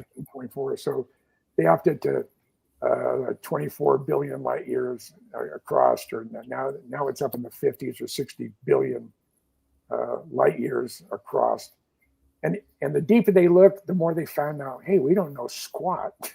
Yeah, exactly. Yeah. The thing that always blows my mind is when you look to the night sky, because of obviously the speed of light, some of what you're viewing in the sky might not exist anymore. Yeah. Because of the way light travels. It hasn't for maybe 1 billion years. Yeah, which is how do you even begin to comprehend that? You can't. You can't squeeze that into your brain. It is just too much. But just before I left, there was a gathering at NOAO. It was beer and pizza for all the astronomers, technicians, and docents. The head of the National Foundation on Astronomy had just returned from a worldwide conference on exoplanets. Right. And he said, based in every country in which it's any country that had a telescope, there has been time spent on looking for exoplanets. And the gentleman was talking about, and he said, based on what they talked about and saw and presented at this forum on exoplanets, said based on proven mathematical formulas, they now believe that for every star in the universe, there's 1.5 planets. Yeah. And you can't even cram the dot, the commas in between thousands, and millions, and billions, and trillions. Just the the commas. You can't even fill all that into your head. No, you can't. And based on that number, they calculate that there are 2 billion Earth-like planets orbiting a similar size brown dwarf star as our sun in the inhabitable zone with liquid water. That's the Goldilocks zone, yeah. Yeah. And to quote Jodie Foster's character in the movie Contact, when she said, "If we're the only ones, what a waste of space." Yeah. And the other thing is, what is more frightening is that we're not alone, or that we're the only ones.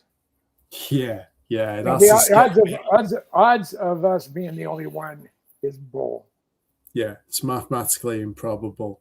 Yeah. Do you think, obviously there's several hypotheses sort of kicking around with, you've got the crypto, I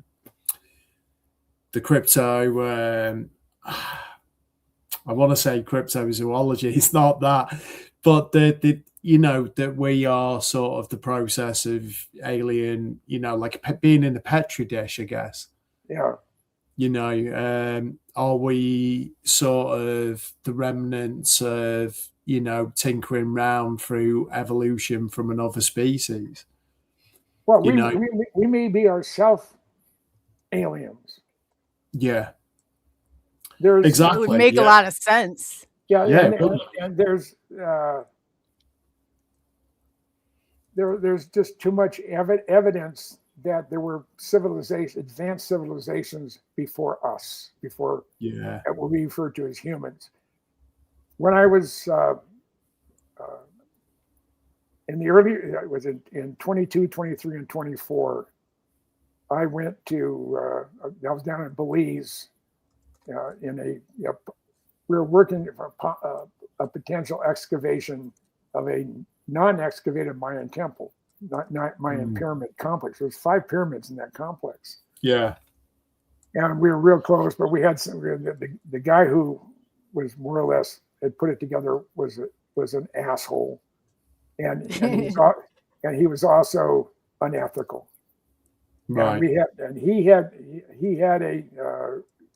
the rules of what we were doing were laid down to him, that there's things we couldn't do without permission, and we needed someone from the Belize, Department of Antiquities to be part of the group, and it wasn't. Yeah. They cut down a bunch of trees on this one, on this we call Pyramid B, and a couple of trees were sacred trees. But what I learned when I was there, we went to a couple excavated sites. And the people, the tour guides there, by the way, they all speak English because it used to be British Honduras before it became Belize. Yeah. So the official language is English. And talking to these, the docents there at the various sites, they said, for years, for decades, we always believed that the pyramids were 2,000 years old. And now we're in the firm belief they're somewhere in between 20,000 and 200,000 years old. The Mayas, the Aztecs, and the Incas found their sites abandoned and repurposed them for their own use. and you can see they're just the very, very top of the pyramid. These that were already excavated, but they didn't go down to the base, and you can see the bottom 30 feet of this wall. Everything fit just like they do at Machu Picchu, and then above that, the fit isn't as good, and even higher than that, it's worse. So you had normally technology when you have it down here, and through time it gets better. With the pyramids, it got older. I mean, it got worse. That's kind of crazy to think about, isn't it? And like in some ways, when you look at sort of those past civilizations, they kind of almost seem to have this better figured out than what we do currently, you know. And I mean, humanity as a populace, you know, and that was how a lot of these cargo cults were started. Because what would you do if you saw, you know, something of technological existence flying in the sky when the only thing you know that can fly is, you know, the birds and the insects around? You'd fall to your knees and start worshipping it. Yeah. Well, you know, a lot of guys I've interviewed that worked at Area 51, I always, do you believe in UFOs? And literally all of them said yes. Wow. They wouldn't expand it, but my dad was director of engineering at the Arnold Air Force Base Wind Tunnel Complex in Tullahoma, Tennessee. And I went to give my dad a visit. And 11 miles away is Lynchburg, Tennessee. Lynchburg is the home of Jack Daniels. Yeah, we've been there. It's a dry county. You can't buy booze in that county, which is ironic. Yeah, it is ironic. I had known Dave because I was a member of the Blackbird Association. Yeah, I met Dave at a couple of reunions over the years, and I called him up and said, "Hey, you up for a visit?" And he said, "Sure, come on down." I said, "Where are you at?" And I said, "Tullahoma." I said, "You're 15 minutes away." So I got over there and we started interviewing. I was interviewing his time as an SR-71 pilot. He had a bailout of a trainer when it had a total electrical failure. Yeah. And he got out just fine. But I asked him, I said, "Dave," his name was Dave Fruhoff, Lieutenant Colonel. He said, "Do you believe in UFOs?" He said, "Absolutely, positively, yes, they do exist." I said, "You want to expand upon that?" And he said, "Yes." That just blew me away. I said, "Well, go on." He said he was on a night mission in an SR-71 out of Kadena, Okinawa. They were flying over denied airspace. He was probably just was Vietnam. And he said it was about 11 o'clock at night, and he's heading back to Kadena. It's a 3/4 moon off the left side. He's at 72,000 feet at Mach 2.7. 2.7 gets you there fast, but it doesn't thermally stress the airplane and the systems that Mach 3.2 does. Yeah. And Mach 3.2, the average overall temperature for the entire airplane is 520 degrees Fahrenheit. Huh. And the coldest place is the windscreen. It's 475. And the exhaust ejectors are at 3,200 degrees Fahrenheit. I mean, it's... Wow, was this? I have my pilot's license, but I didn't get to fly anything that fun. I just got one Cessna 172 is all. People say, well, cool. People ask me, "Do you fly?" And I said, "No." I said, someone who loves aviation as much as you do. I said, "Yeah." I said, when I had the money, I didn't have the time. And when I had the time, I didn't have the money. So it was, but Dave said that they were heading back to Kadena. Yeah. And at 72,000 feet, you can, the sky is just loaded with stars. I mean, you almost can't see the dark. You just see the stars. Yeah. And he said he got a glint of something reflective that wasn't round. It wasn't that type of object, but it had edges to it. So he was getting a glint off the 3/4 moon was illuminated. It. He didn't want to open his visor to see if he could see how it's this whatever this causing the reflection is blocking out the stars. So he sort of get a shape. Because he said Murphy's law would say that I'd open my visor up, and that's when we're gonna have a canopy window blowout and I'm dead. So he contacted Cadena on secure voice, and he asked, "Hey, we have another bird up." And he said, "Well, you were at the briefing. You're the only one." I said, "Well, I have company. I'm gonna go take a look." So he advanced the throttles. He is at 2.7 at 72,000 feet. The engines are almost in idle. Yeah. They just want to go fast. Yeah. So he advances the throttle in about a 10-degree bank, and he starts climbing up towards this object. It's 5 or 6 miles away, and he's 5,000 or 6,000 feet below this object.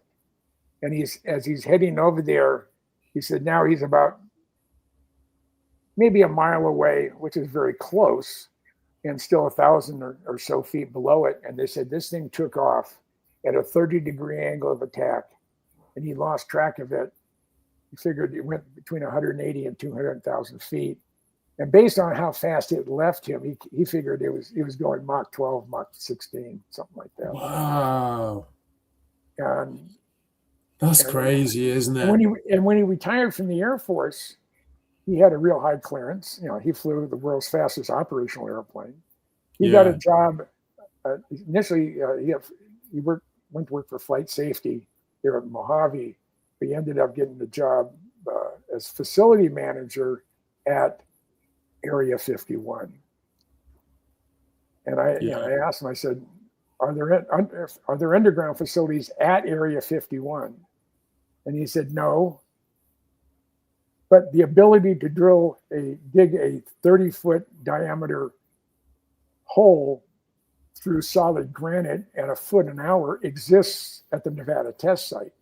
So to have an underground facility, we have all the equipment there. Yeah, it's not a problem. Yeah. Yucca Mountain, for example, that's a huge underground complex supposed to be used for storing low-level nuclear material, from power plants and stuff.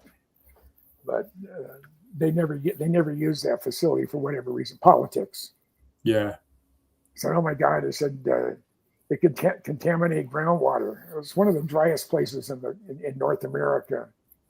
And it's a worldwide, I forget how they put it, but there's places around the world that have been set aside to keep people out for eternity because they're so contaminated with radiation. The Hanford nuclear reservation in the center of Washington, where they developed enough plutonium and enriched uranium for the first 2 bombs that hit Japan.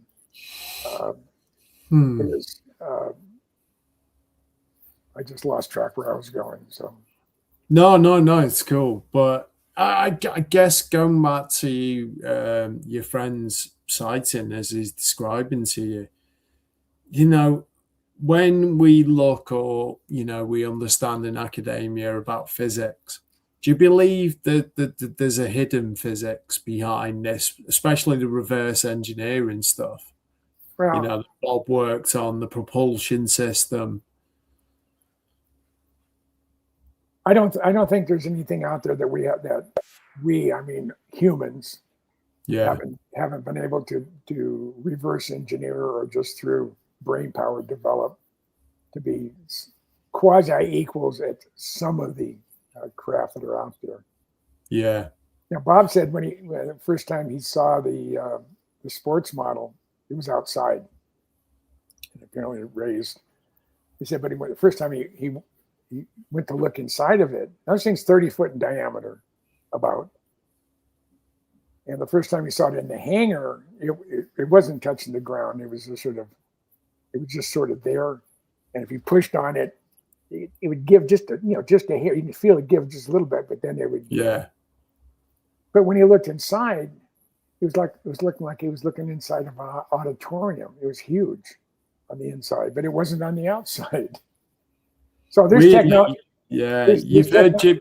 Sorry to interrupt, but Jim Lukatsky spoke about this recently. Yeah. Where he described something the size of like the TARDIS on Doctor Who, but you went inside and it opened up and it was absolutely huge. So yeah. So it's just, everything about it is just fascinating. And I wouldn't, not counting me, knowing Bob Lazar and meeting John Lear, becoming friends with John Lear and whatever. I would not have been involved in MUFON or any podcasts at all if it wasn't for Doc Skinner and Michael Schratt. Yeah. This was March of 2019. There's a big MUFON thing in Phoenix. Jeremy Doorbell was there presenting his Bob Lazar thing, which is really a promo for Jeremy. Yeah. And I got there, I drove up there to see Michael, and I know George Knapp was going to be there. And as I get up there, of course, everybody's in the auditorium where they're showing the Bob Lazar story. Yeah. So I go in the vendors area, and I walk in there, and the first person I run into, he's in a booth. He's just in very comfortable, tall stools with backrests and stuff. And so I came in and I said, "Yeah, can I sit down here?" He said, "Sure." He introduced himself. He says, "I'm Doc Skinner." And I said, "Doc, I'm Jim Goodall."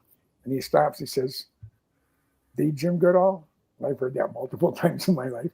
I said, "Yeah, why?" I said, I didn't see your name on the program. I said, "I didn't know I was coming here until this morning. I'm here to see Michael Schratt. He's a friend of mine." And that is the beginning of my involvement. That's why I'm here today. Didn't you fall off the stage?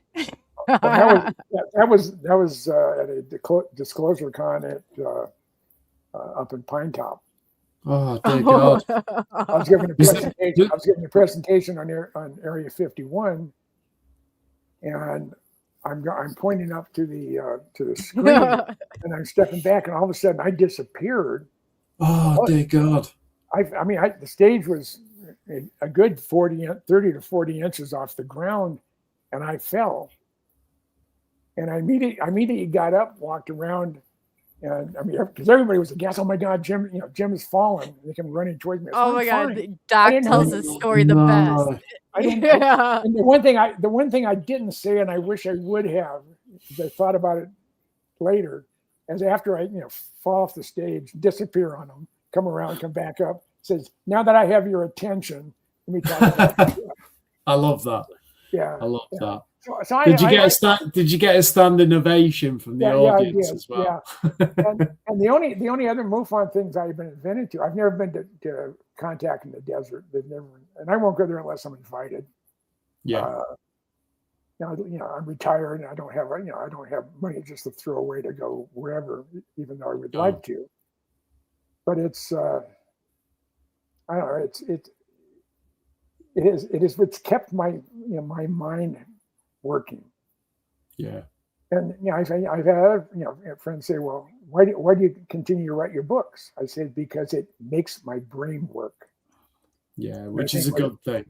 I think without that stuff, I would not be a happy camper. So. Yeah.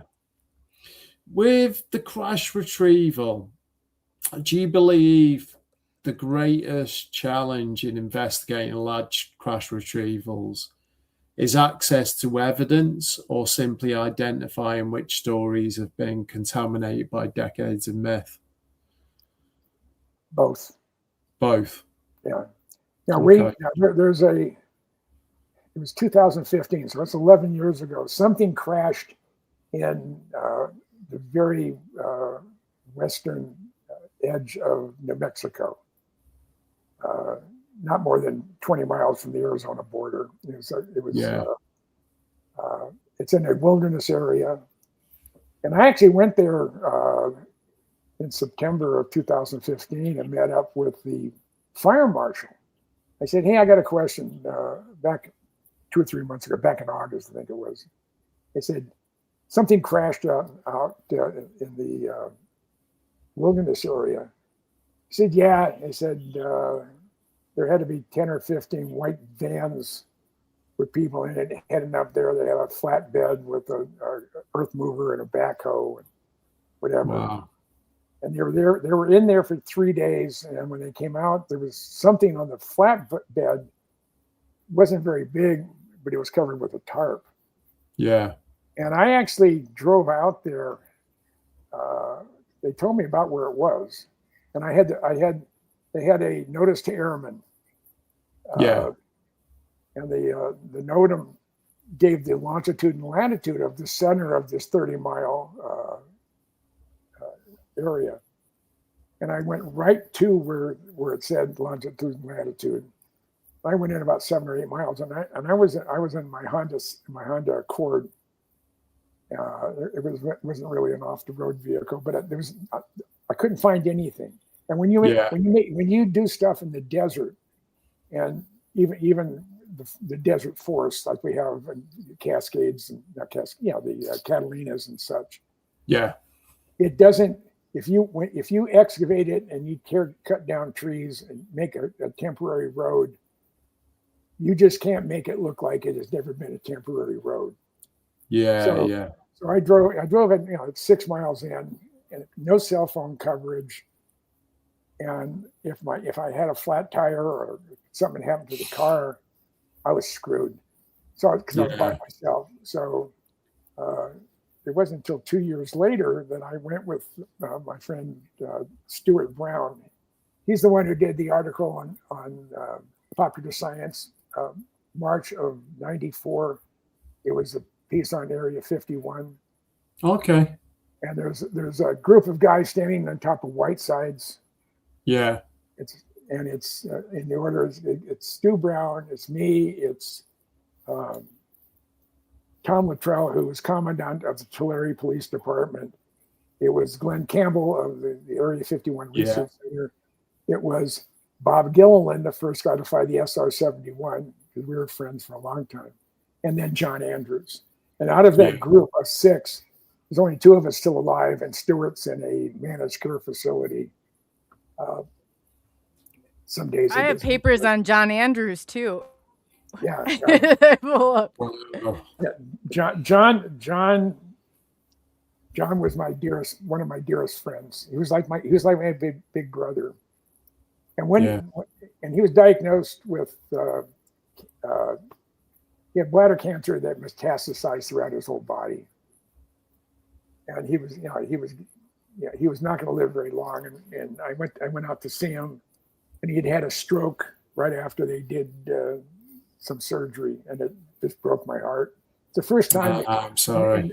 In the 25 years that I was friends with John, I ever saw his hair messed up. Even when we were out in the middle of the desert, I'd wake up, I'd see Andrews, and his hair is perfectly cloth. But God, it just went away.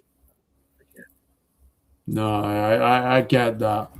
And it does that. I mean, I have about 20 squirrel cages going full blast simultaneously all the time. Me too. The hamster wheel, right? Yeah, and it just it's going. Zzz. So if I get misdirected, spinning in neutral. Yeah. That's what mine is. Don't worry about it. But moving to obviously the stuff that's come out more recently, when Dave Grush or someone as a Dave Grush comes out and describes this long running retrieval and reverse engineering efforts, did anything in his testimony surprise you, or did it largely align with the stories that you've heard over the decades? They're pretty consistent with, people have had first person observations or worked on the program. I mean, and again, the guys I knew that worked out at Area 51, when I asked them, hey, are UFOs real? I said, do you believe in UFOs? And all of them have said, absolutely, positively, they do exist. That's and crazy. The letter that John Andrews wrote Ben Rich I became friends with Ben Rich because of John Andrews. Everything started with John Andrews. He was sort of the mothership. And my mind again. I have to stay on the same track. Sorry, I've been like that my whole life. Well, so have I. I don't know why you're saying. Yeah. It's the ADHD brain, Yeah, I have one of those. So I'm dyslexic. No, don't worry about it. Yeah. Would you say, changing subject slightly, do you think any advances in these metamaterials over the past 20 years have changed how seriously you view claims of exotic materials recovered from anomalous objects? Unless it's proved otherwise, I believe, as someone said, we have stuff that has these properties or those properties, or it'll do this or do that. Yeah, and it blows your mind. I said it's very possible. If someone in the 1980s would said that in your back pocket you had something like this. Yeah, crazy, right? You have more power in your back pocket than all the supercomputers in the world in 1980s. Yeah. You couldn't put a gun to someone's head to convince them that UFOs were real. No. It's crazy when you think about, obviously, some of the metallurgy that exists in some of these metamaterials, the way they're layered and structured. But I believe we're making advances in that in terms of engineering these days. But how long do you think it's taken us to catch up to that? Well, I think we've caught up with a lot of it. Yeah. There's a lot we haven't. But let's take Teflon, for example, or Kevlar. Yes. Kevlar. Kevlar was a result of what they had found on the, which is almost, 69 years ago, there in Roswell. They were giving some materials, and it took DuPont 15 years to reverse engineer Kevlar, because the combination of stuff that went into it doesn't make sense to the normal brain. But when you put them in a certain sequence and how they attach together, it's an incredible development. The transistor at Bell Labs in the beginning of 1947, everything was running with vacuum tubes, big ones, little ones, but vacuum tubes. And then near the end of 47, Bell Labs announced the existence of transistors. They were able to put 25 transistors or whatever on this one piece of silicon, and now it's billions, if not trillions, on on even a smaller substrate. So we're learning. We the people who pay for it. Yeah, exactly, right. The tax. I guess that's why Congress is pissed about a lot of their special access programs and the other knowledge stuff. Yeah. There's no congressional oversight with it, right? No. Money being siphoned off. And, at one time when there was a guy who worked for Barry Hennessy, who was the head of all the black programs management there at Pentagon. And John Andrews and him were pen pals, and actually met in person a couple of different times. Yeah. But when I was at the Pentagon, there for Desert Shield and Desert Storm, and one of the days, I had a couple of days, one of them I went to not OSI, but the Naval Investigative Services, which I already touched on. But the other is, I had talked to Pete Ames. He was Deputy Director of Program Security for Special Projects. He worked directly for Barry Hennessy, who was at the time a bird colonel. Yeah. So I called up Pete. I said, Pete, this is Jim Goodall. I said, nice hearing your voice. Because you've been tapping my phone, you bastard. But I said, hey, I'm here in the Pentagon. and I can't get my permanent Pentagon pass because I'm under investigation for something. I have a flag on my security clearance. Right. And I had a above top secret clearance. Yeah. And I said, "Can we meet?" And he said, "Sure. Why don't you come by at 1500 hours, I think it was, which is 1 o'clock." So I said, "I'll see you there." So at about 1:45, I wandered over to this office. It was, the room number was 5D156, and they've changed all the numbers and numbering in the Pentagon, so I probably couldn't find that number again. But I know it's in the 5th floor. It's in the D ring, and I know about where it was. And there was nothing in the door. It just had 5D156. Yeah. So I pressed the red button on the cipher lock, and I hear the buzzer. The door opens up, and I go in there. And there's I think it was a young lady sitting at a desk. I said, "I'm Jim Goodall. I'm here to see Pete Ames." And her mouth, her jaw about hit the floor. Yeah. And then I heard, I'm real hard of hearing, but I heard people say, "Hey, you want to see Goodall? Goodall's here in person. You want to see what he looks like in person?" And I had about a dozen guys walking through, looking at me the whole time. Just it was like, we've heard, he's like finding out the tooth fairy or the Santa Claus, or Santa Claus is real, one of the two. Yeah.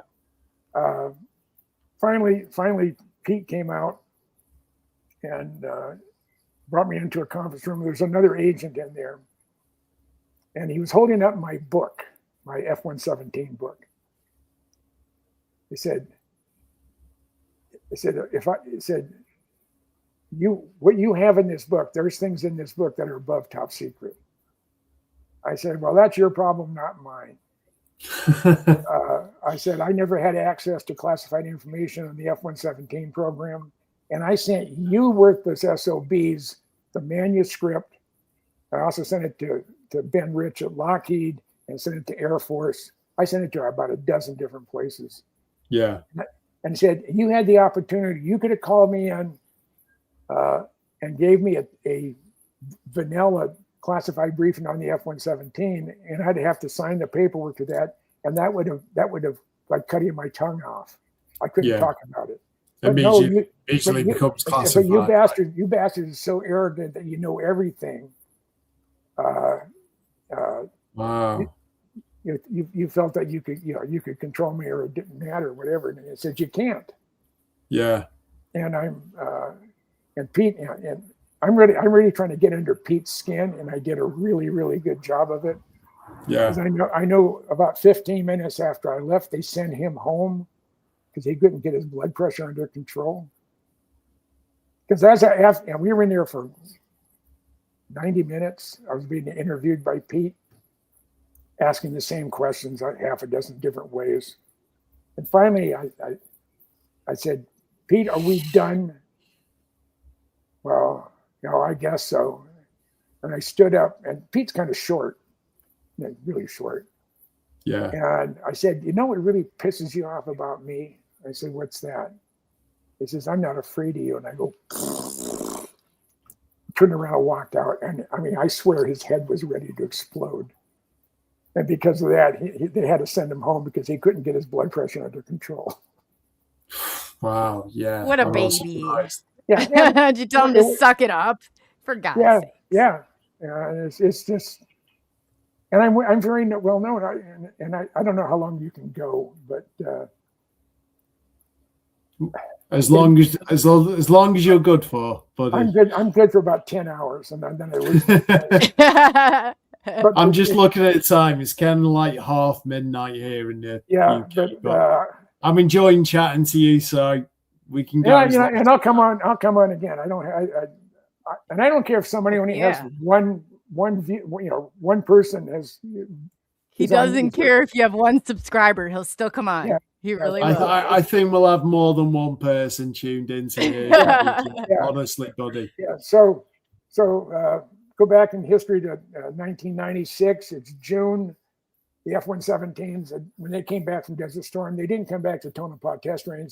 They went directly to Holloman Air Force Base in Alamogordo, which is not that far from Roswell. Yeah. Okay, my brain just went. Oh my! I'm trying to remember when. I have so many. I say all the squirrels on there are getting. They're all smoking weed too, so it doesn't help. I was gonna say that too. Sounds like a hell of a time. So I was like, that's a stoner right there. so John Lear and I, we have our lawn chairs. We have Generation 1 night vision goggles. It's about 11 o'clock at night, middle of the week. We're on the fence line at Tonopah Test Range and looking down at the facility, and it's all lit up. There's all sorts of activity going down there. Yeah.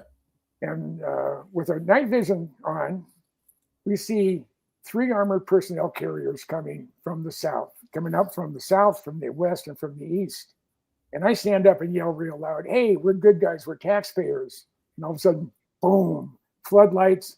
I have 3 little red dots on my chest. Lear has 3 little red dots in his chest. And I noticed a vehicle coming down the public land side where we're at, stopped behind Lear's pickup truck. And he had a big sign, Area 51 visitors pass on the windshield.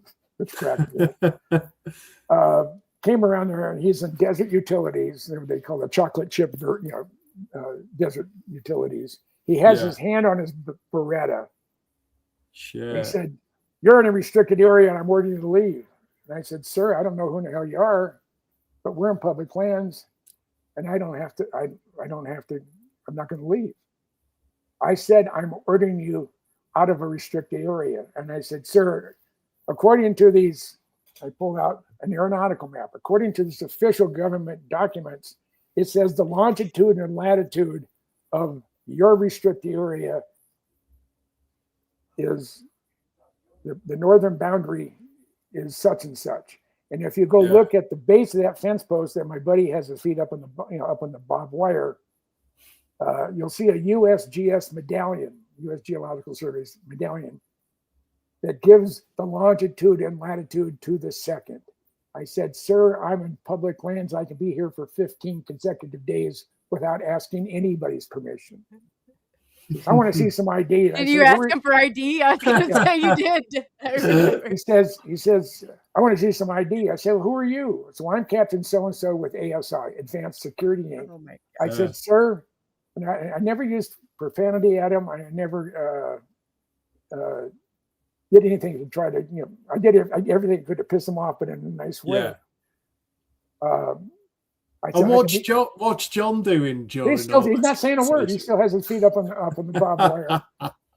This is, "I want to see some ID." And I said, "Who are you?" "I want Captain so-and-so with ASI." I said, "Well, you're a rent-a-cop. You don't have jurisdiction on this side of the fence." And his face went about this color red. I mean, he just went. Can imagine. He says, "I've been deputized by the federal government and state of Nevada to uphold the laws of the federal government, state of Nevada, Lincoln, Esmeralda, and Nye County." I said, "Well, good for you." I said, "I tell you what, you show me yours, I'll show you mine." So he hands me his ASI security badge. I said, "Sir, that's not a valid form of ID. I need something issued by the state or federal government." Wow. Like a citizen's arrest. He's going beetroot red at this point, right? Just going crazy. So begrudgingly, he pulls out his Nevada driver's license. I lived in Minnesota at the time. Yeah. I pulled out mine. I handed it, I looked at it. I didn't have my reading glasses on. And so I handed it back to him. Lear had his driver's license up. He took the driver's license. There was a guy coming up from the south end to the fence line. The ASI guy handed him my driver's license and Lear's driver's license, walks back to the supervisor's office. Now we still had the floodlights on us and the little red dots. Yeah. And he hands the IDs to probably the supervisor. turns the light on, goes on in the interior of the armored personnel carrier, and I hear, oh shit, it's Goodall in Lear. All of a sudden, the floodlights went off. The little red dots disappear, and they disperse. They knew they weren't going to intimidate either John or myself out of the area. So as it was, I figure over the course of 20 years, I probably cost the federal government in canceled flight tests, either from being on top of Whitesides or Freedom Ridge or Tonopah Test Range, probably $3 to $5 million is what I estimate. No wonder he was kind of red-faced then, right? Yeah. Oh, he's pissed. One more quickie, and then we'll go. Will you tell him about the mail truck before you go?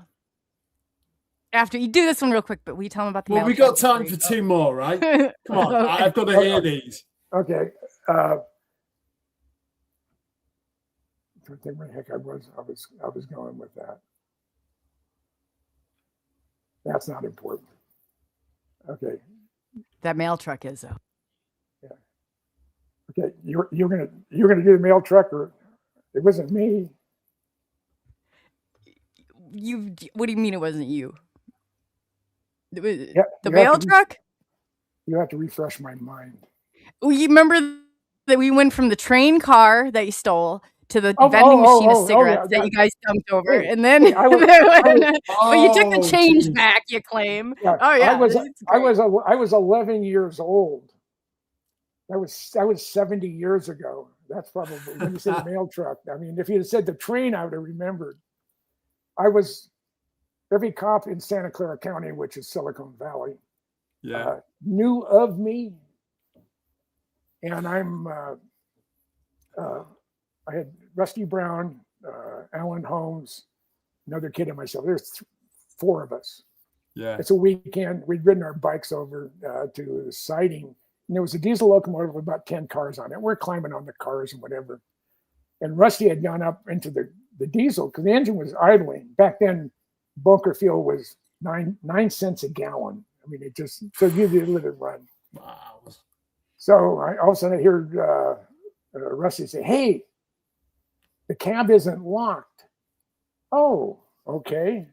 So there's all 4 of us are in the cab looking at it, and it says everything is marked: brake release, throttle. And they didn't lock. Apparently back then they didn't lock the switches, padlock the switches like they do today. Most of them are remote controlled anyway. So we were on a siding, but it was a dual track, a north-south track, and went from San Francisco to San Jose. Yeah. And the one we were on, it was heading towards San Jose. The other side would be coming back. So one of the guys, it wasn't me, one of the guys moved the switch over so we could get on the mainland. And we put the throttle in, and all of a sudden we started moving. We got out into the main line, and we just started going. Now, and a lot of times when you go through towns, they have speed limits even for trains. So going through Sunnyvale, I think it was a. And how old are you, Jim? You're 11 years old. I was 11 years old. Yeah, the criminal empire was already there. It was about the same time that I got locked in the prototype XF-104 Starfighter at Moffett Field. I was with the base commander's son, and we were referred to as Captain Smith's son, and that friend of his, and I was that friend of his. But we made it all the way down to San Jose. We moved some switches, parked the thing on the siding, played around the trains, and it was starting to get dark. Yeah, and we knew there was a freight that went from San Jose to San Francisco. We knew about when it was going to be leaving San Jose, and we'd watched it, playing around those trains for a couple of years. Yeah. So we jump on a train where it's heading north to San Francisco, and the area that we know we're going to jump off is filled with ice plant. That's just a succulent. I mean, you look like Kermit the Frog because you slime yourself in green. That's where we jump off, and we knew we weren't going to get hurt. And the train was only going about 5 miles an hour through that area. Yeah. So we made it all the way back. It's now past curfew. Now back then, this was something that was you didn't want to be out after curfew if you were a kid. They used to enforce it back then. Yeah. So we're at the train station, which is closed, and no one had any cigarettes, because someone said, "Well, let's anybody having cigarettes to smoke?" I said no. So we went into At 11 or 12 years old. I mean, yeah. Well, I started tell me smoking. they were at least the I started lights. smoking when I was 12, and I quit smoking when I was 32. And that was 1978 when I quit. I was smoking 3 packs of Cools a day, and I haven't touched a cigarette since. Wow. But there was a cigarette machine, and if you're your age, you probably have no idea what a cigarette machine is. But they were No, everywhere. we had them. We had them. Yeah. Stick the quarters in. No one had any chains on them, so we picked up the cigarette machine, turned it upside down, and shook it. And we got about 10 or 15 packs of cigarettes, maybe $20 worth of nickels, dimes, and quarters. And they said, now we have to find a way to get back to Rusty's place, because we were camping out in the backyard. What happened to the quarters, Jim? We spent them. You said you put them back the last time. You're like, we took the quarters back, though. I was like, oh my god. Yeah, so we're trying to figure out how in the hell are we going to get about 2 miles or 2.5 miles home and not get stopped by the cops. Yeah. So Rusty, who was probably the criminal of the group, or maybe it was Doug Malone, was one of the criminals of the group. I was just the rusty nail, of course. Yeah. Yes. And he said, well, there's a van just behind the train station that our bike would fit in, and it's not locked. So we looked around, and sure, it was big enough for our bikes. We got the bikes on. He said, I know, it's simple to do. I can hotwire it. And this is my buddy. So I love the way just candidly know how to do that at 11 years old, Jim. Well, I didn't mean like drive it. You're hotwiring it. Yeah. So if you stood back and took a look at this van, it did say United States Postal Service on it. So, and there's a statute. Is that like a felony back in that day? A statute of limitations. It happened 7 years. There's been like about 10 felonies here so far. Reeling them off. I mean, I'm surprised I made it this far. I really am. So we drove the thing back. We didn't do any damage to it. We parked it on a side street, about a half a block from Rusty's. There was no damage done to it. The hot wires were just no harm, no foul. Yeah. And we were camping out in Rusty's backyard. They had about 1.5 acres, and we were back in the far corner of the trees. Yeah. So parents. So like you've been good campers and slept all night telling camp stories, right? Yeah. And that was just. And again, when I look back, I am absolutely amazed that I survived this long from some of the crazy ass stuff I've ever done. I've got a feeling you've got many more stories like this, Jim, from your youth, mate. Oh yeah, he sure does. I said, who drove the van? I know. We all knew how to drive, because Rusty's driveway was sort of it was a little bit windy, and his sister's boyfriend had his 47 Ford coupe there. They were all skids. Hotwired that, no problem. I bet. We had keys, so we would back it. We'd drive it all the way, driving backwards all the way to the street, and put it in first gear and get all the way through all 3 gears and move all the way there, do it back and back and forth. We got really good. So on a stick, you see things now on Facebook and other places. If you had to drive a stick shift, could you do it? I said, that's how I learned how to drive, as a stick shift. Wow. So how you learn how to steal them too. Yeah. I think we need to get you back on just for some more stories, Jim.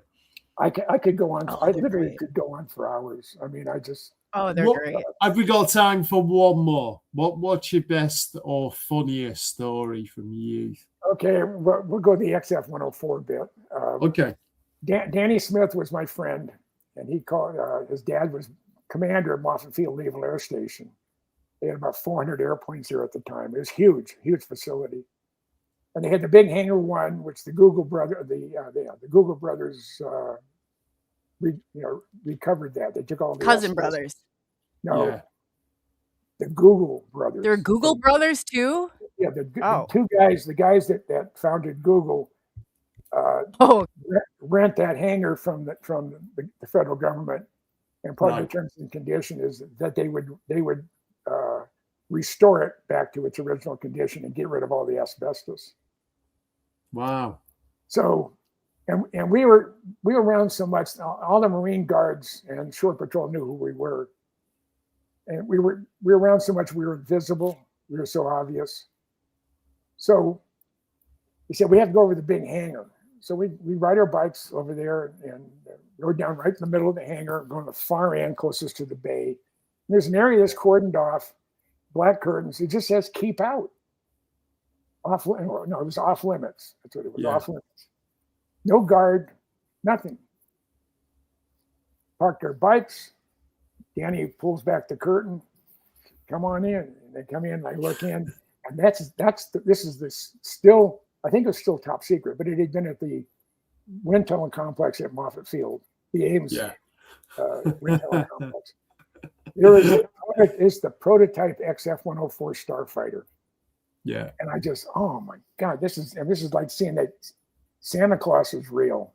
Yeah, I can imagine. So we're walking around it, and the wings are only 7 feet long. They're very, very sharp leading edge. And it was called the missile with a man in it. That's how it was advertised. Yeah. Once it became public, now it's still secret. Yeah. So Danny says, "Well, get in the cockpit." Yeah, I said, he double dog dared me to get in the cockpit. That old chestnut, right? Yeah. So I get in, close the canopy, latch it. I'm sitting there. You love how it's never Jim, somebody else. Yeah. So I'm going zoom.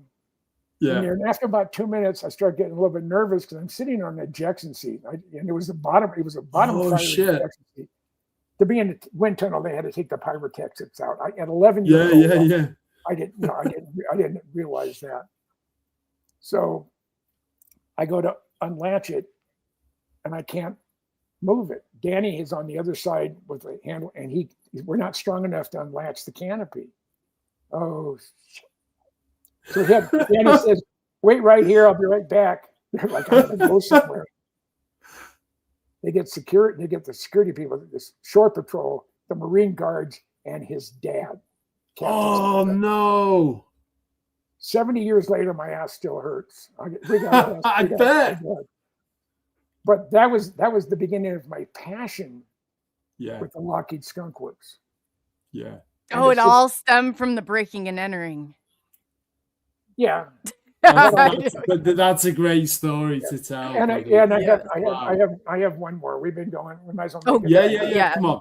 2.5 hours. I'm enjoying this, so come on. Like I told you, in August of '89, Ben Rich called me at home and said, "Hey, the Blackbirds aren't going to make it through Congress. If anybody could scrounge one, it's you." Yeah. So I submitted all the paperwork. I figured out how to get there. I called the Adjutant General of the State of New York. We're going to be able to use 2 of his C5s, but everything's been settled, been approved, and I'm in LA area for some reason. I say to drive out to Palmdale, see if I can see my airplane. It was to be my baby. Yeah. So I go to the security office at the new Skunk Works, which is there at Palmdale, and the security desk is there, and there's nobody there. There's a buzzer. It said for service, just press the button. And there was a door was open, and I could tell there were people behind the wall. So I pressed the button. I could hear the buzzer on the other side. It said, "Who's there?" And I said, "Jim Goodall." Dead silence. "The Jim Goodall?" I said, "Well, there's 5 of us, but I'm probably the one." It's my grandfather, my dad, myself, my son James, and my grandson James. Yeah. And she comes walking out. Her name is Glenna Farley. She says, "I've been here in security at Skunk Works for 21 years. I heard your name the first week I was at the Skunk Works. And I've heard your name about once a quarter in security briefings for the last 20 years. I spoke to Ben Rich about one quarter. Yeah, you were saying, yeah. And he said, she looked at me and says, "You're not the 800-pound gorilla you've been made out to be." I just laughed. So anyway, I got a tour of the place and whatever.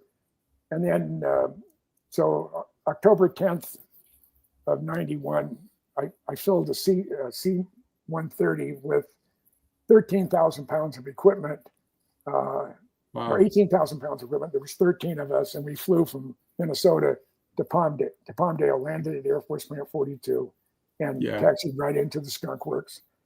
And it took us 2.5 days to dismantle the Blackbird. Wow. I can't believe you got it. That's crazy. That's crazy. Even today, I can't believe I pulled it off. Yeah, that's I know. So on October 27th, 1991, the New York Air Guard, 2 C-5s came in. One was loading the fuselage, and one was loading the engine ncells and outer wing panels. Wow. That's crazy. That's a part of history, isn't it? No one can ever take that away from you. Yeah, I'm the only enlisted guy in the military that's ever scrounged $100 million spy plane and two C-5. Yeah, right. Do you think they'd let you near that had they known the childhood stories about the train? And I know if the last woman I was married to threw all my stuff away. I had I had about 500 3x5 cards with names, places, dates, and stuff. It was all chronological.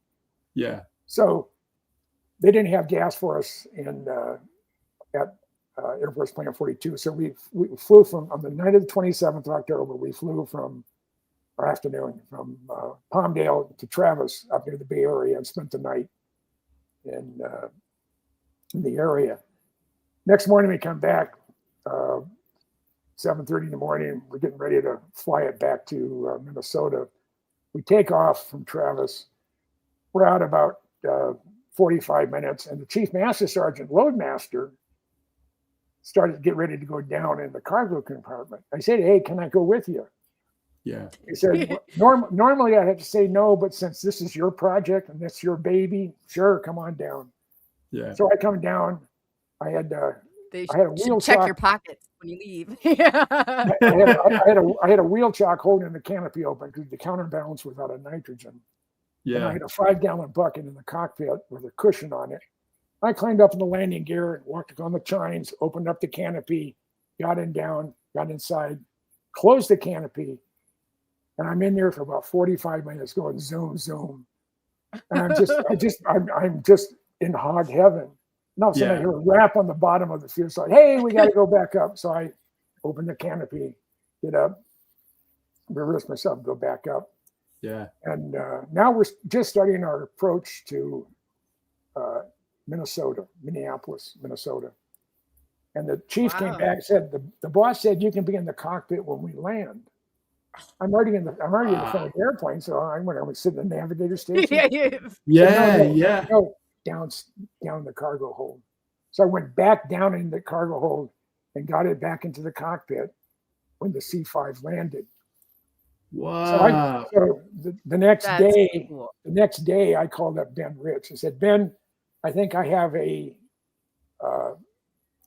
Blackbird record that no one but me will ever be part of." Yeah. And he says, "What's that?" He says, "I'm the only person on the planet to be in the cockpit of a Blackbird at 33,000 feet at Mach 0.72 inside another airplane.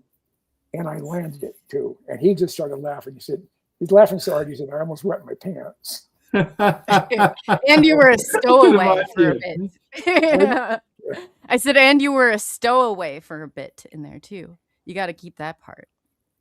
A stowaway, like you have to refresh me. That would be what a stowaway was if you were in a place like and you were in the cargo bed, right? Yeah. I would add that to the list. Yeah. So that's something he does this to my jokes on purpose. I know you do. Yeah, I mean, So no one will ever be able to match me on that. No. But Ben thought that was hilarious. No, that's incredible. Wow. Yeah. We need to get you back for a part 3 because if it wasn't 10 to 1 in the morning here in the UK, I could go for hours more with you, Jim. Yeah, just in awe of many of your stories, buddy. And I opened a chat, Jim. I sent you guys the link. The link has the chat with Jay in it. So just so you're connected. Oh, okay. Yeah. Okay. But I just want to say, on behalf of our audience, Coley, SNX Radio, thank you, sir, for your time. I've got a feeling we've just scraped the surface tonight in terms of some of the stuff you can talk about. Well, there isn't anything I can't talk about. Like I've told everybody over the years, I don't keep anything to myself. I will share it with somebody. Because I have noticed one common anage, if you want to call it that, is I can see exactly why you and Mr. Lee were friends. Very similar sense of humor and mischief. Well, all my wives and a lot of my girlfriends over the years have said, you don't have any normal friends. I said, normal people are boring. I totally agree. And that's why I have one guy I hang with here in Tucson. I can go to LA and there's a couple dozen out there, or when I go on the road, trip. And I've tried to get through Iowa, your neck of the woods. I know. You next time, Jim, you have to. Weather has prevented me, and the tornadoes that have been out there. It's just absolutely unbelievable. It's crazy. Yeah. I think we need to get you back to our shores as well, Jim, at some point. Give you a proper tour. Yeah, but I can talk about airplanes and things that go bump in the night. And everything after he knows the statute of limitations is over. Yeah. But but I do look back at just me being able to get a Blackbird. Yeah, that's. I mean, in an Air Guard museum, give me a break. How the hell is going to happen? But that's what I say. When you come through Iowa, we're going to go and we're going to test this out. Like, we're going places and we're using the Jim Goodall and we're getting through. Like, I've got a list. I think I need to head over to you. The US yes. Not leaving me out. Oh, yeah. Before 9/11, I could go on almost any base and talk my way onto the flight line to take pictures. Wow. Post 9/11. I believe. I've seen the pictures. Yeah. Post 9/11. I mean, I've been to 213 Air Force, Air National Guard, and Air Force Reserve bases to photograph their airplanes. Check his name out. I said six figures. Okay. Someone called you the human switchblade. It's so funny. Why not? Oh, jeez Louise. If that isn't enough. Oh God. What's that? I was waiting for the jar of pot. What was that? That comes later. No, he did this. Oh, my days. Oh, where'd he go? He's going to grab it. Yes. I got this one time, Jay. I was dying laughing. It was so funny. Oh, there it is. Oh, I love it. So, as we're full disclosure right now. Everybody's running for their stash. I love it. Oh my God, that is great. That's great. I got a vape somewhere. Literally pre-rolled, Jim. Pre-rolled for when I get off air. Oh, I only smoke at night, late at night. Me too. 40 years ago, the day Challenger blew up, I mentioned earlier, I was under anesthesia for 11 hours and brain surgery. Yeah. And as a net result, I've had a headache for 40 years. Wow. Scale of 1 to 10, it's always a 4. Yeah. During the day, it's just background noise. But when I go to sleep, I need something. I don't drink. Yeah, I don't either, mate. Yeah, I just need I need something to cut the edge so I can fall asleep. Yeah, so, I'm the same. I've got MS, so multiple sclerosis, and I'm like you. Until the evening, I won't. I stay sober, but I get it medically legal as well. Yeah, mine's medical as well. Yeah. So, which we've only just started doing here in the UK, literally probably in the last so many years. But yeah, well, it's still illegal to me, one of the greatest plants that exists. Yeah. So, but I live a fun life. Yeah, and I drive fast cars. I like fast airplanes. Fast trains. Trains, mail cars, you name it, he stole it. 2 years ago, we had the Union Pacific Big Boy come through Tucson. Yeah, it's 138 feet long. That includes the tender. It weighs 1.3 million pounds, and it's the largest steam locomotive ever built. That's his next heist. Yeah. Yeah. Wow. I know I couldn't pull that one off. If I was 11, maybe, but not 70, not 81, not 70. I don't know. We could put it to the test and see. Yeah, we could. Just don't bring that jar of pot with you, and we'll be good. Yeah. You're Jim Goodall. Yeah. Bring the jar of pot. Bring me. We're good. One more thing before we go, as far as we goes. I was visiting a friend of mine's widow. Tom Pugh. Tom was an SR-71 pilot. He was my friend, and when he died, he had a stroke. Yeah. And when he died, his wife said, "There's most of the Blackbird stuff that he has, no one wants. The personal stuff, yes, but the other stuff, yeah. Would you do something with it?" And I said, "I tell you what, I'll bring everything home. I will minus shipping costs because they can be quite expensive. Yeah, I'll split it with you." He said, "That's great." So I had about $4,000 worth of stuff that I had sold, and minus shipping costs.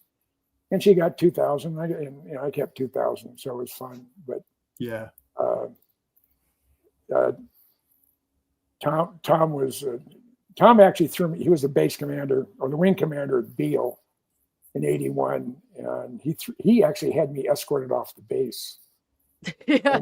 Wow. And I just went around to the Green Valley gate and came back in. But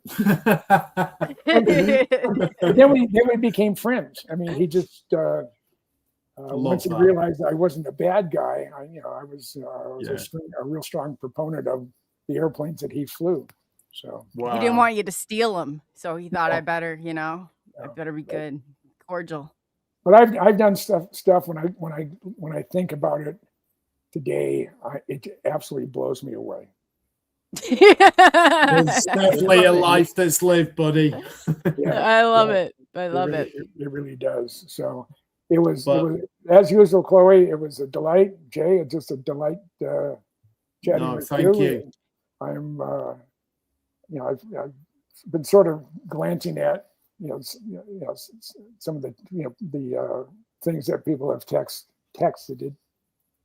And, they love you, Jim. I always get good feedback from when you come on. They love you. Yeah, and I say any time.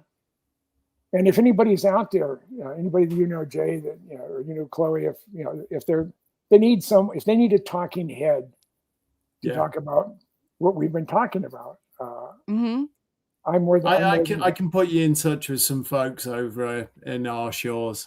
That would be great to get him over in the UK. Yeah, he will too. I anytime I've asked him, or even like he'll be like, if you can't find anyone, Jim is so good about it. He is so good about it. Like he's like, I don't even care if there's one. He'll go and he'll talk. Like that's really nice, when you first started. That's awesome, isn't it?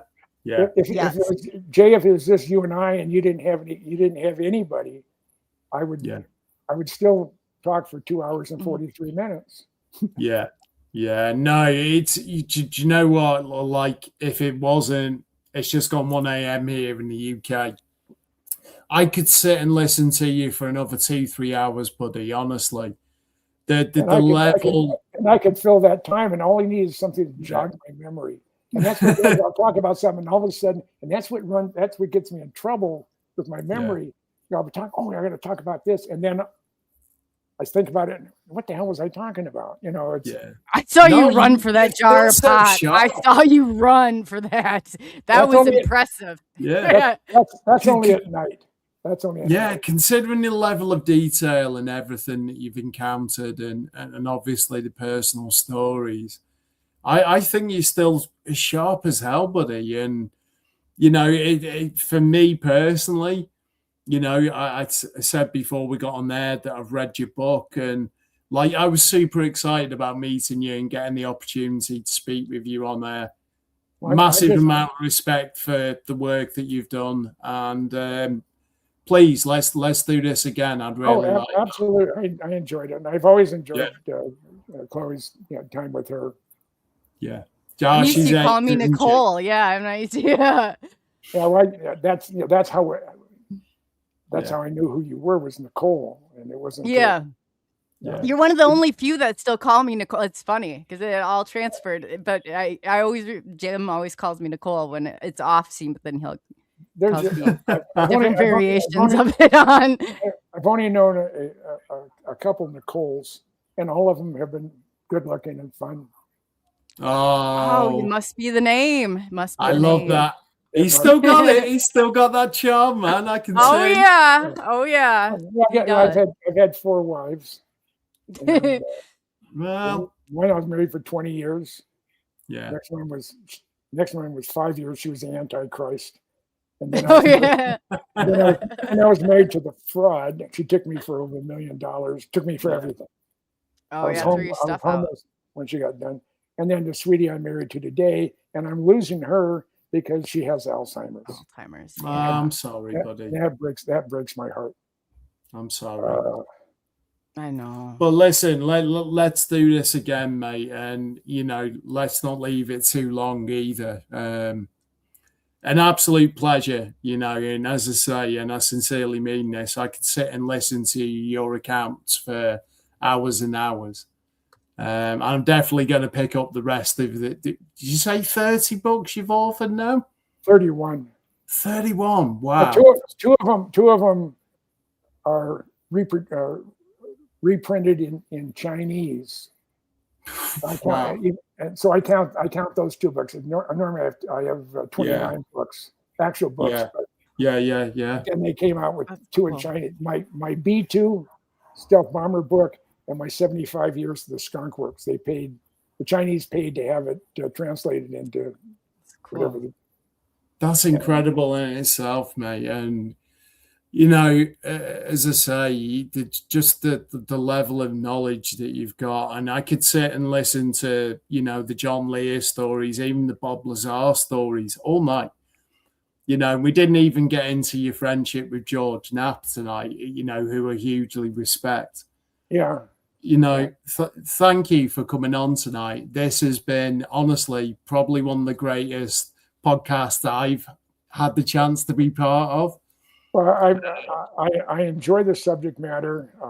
And again, when Nicole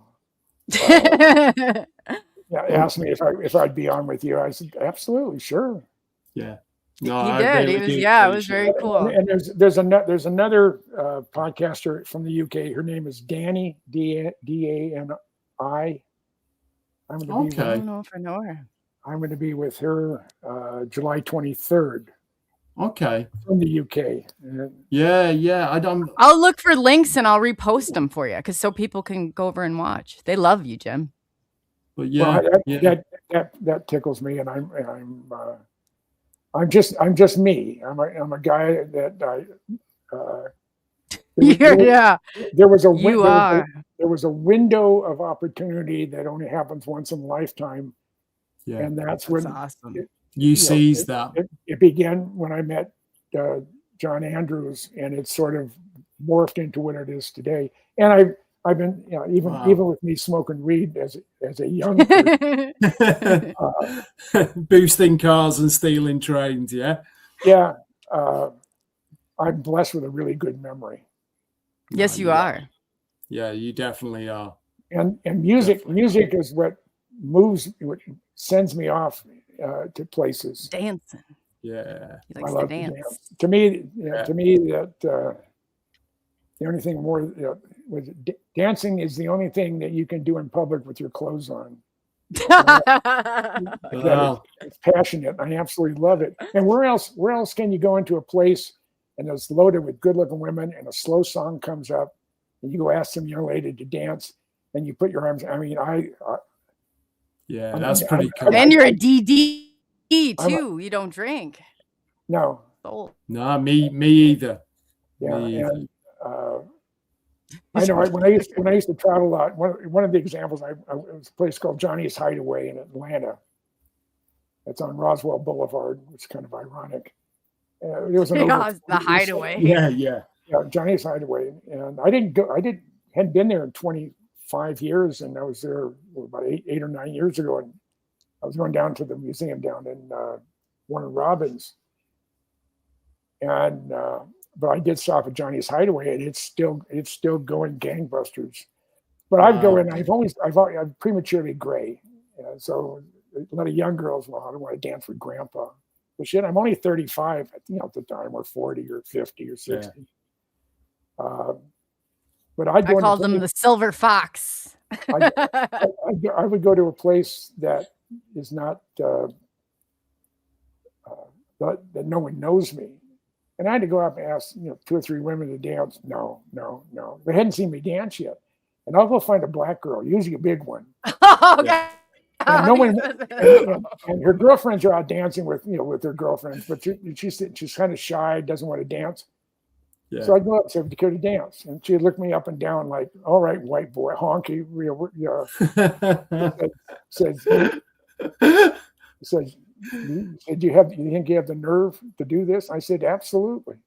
Said, "And if you don't like the way I dance, you can walk off the dance floor, and I will not be offended."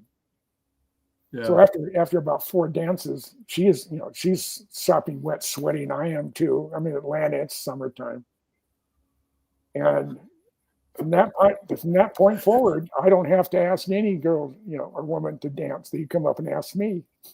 Love that. Because there isn't anybody out there that half my age that can beat me in dance.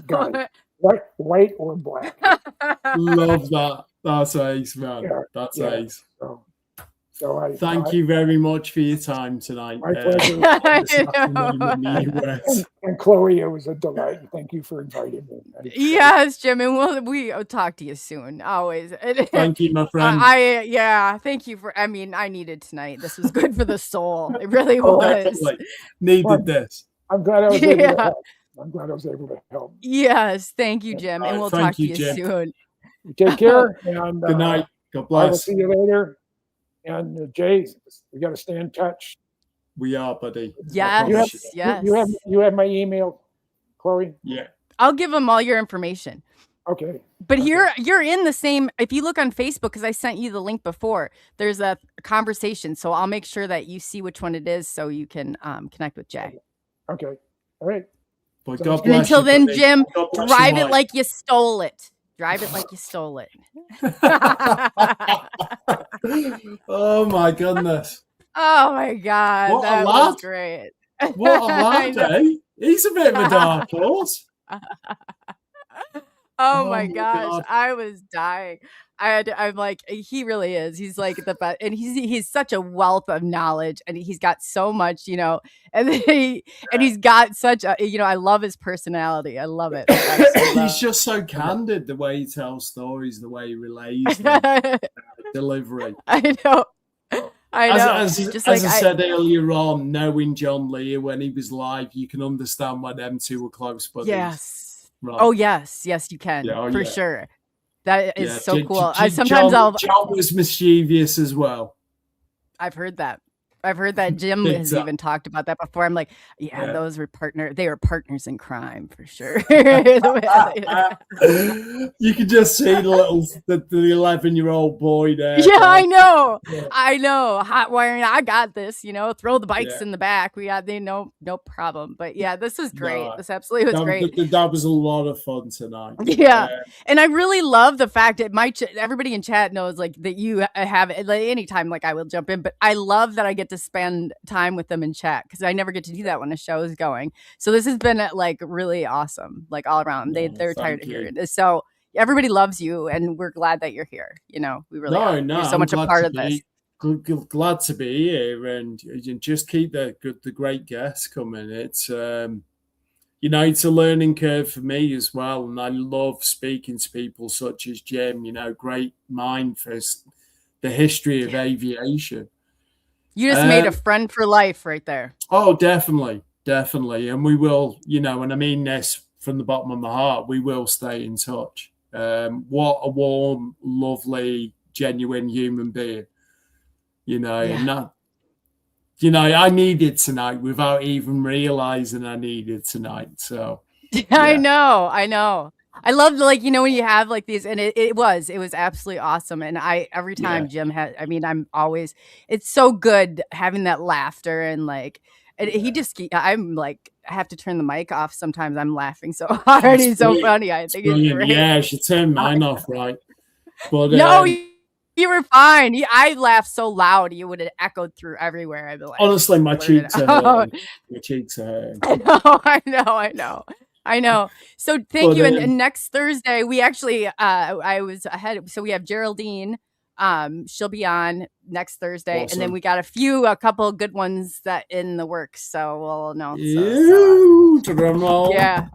It's gonna be fun. The cat out of the bag just yet. I know some I don't want to jinx it. Speaking about, and they are super exciting guys. Yeah, and they requested the information go over, so I'm like, yes, we got it. Yeah, that's cool. Yeah, that'd be cool.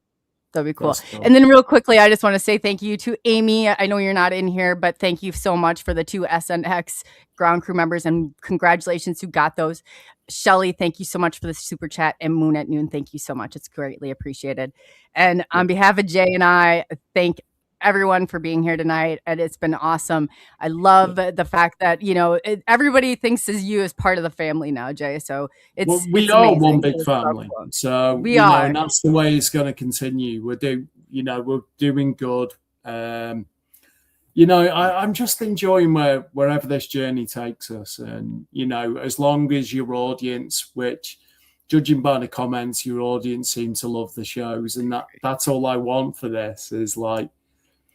One big family, you know what I mean? And that's how it should be.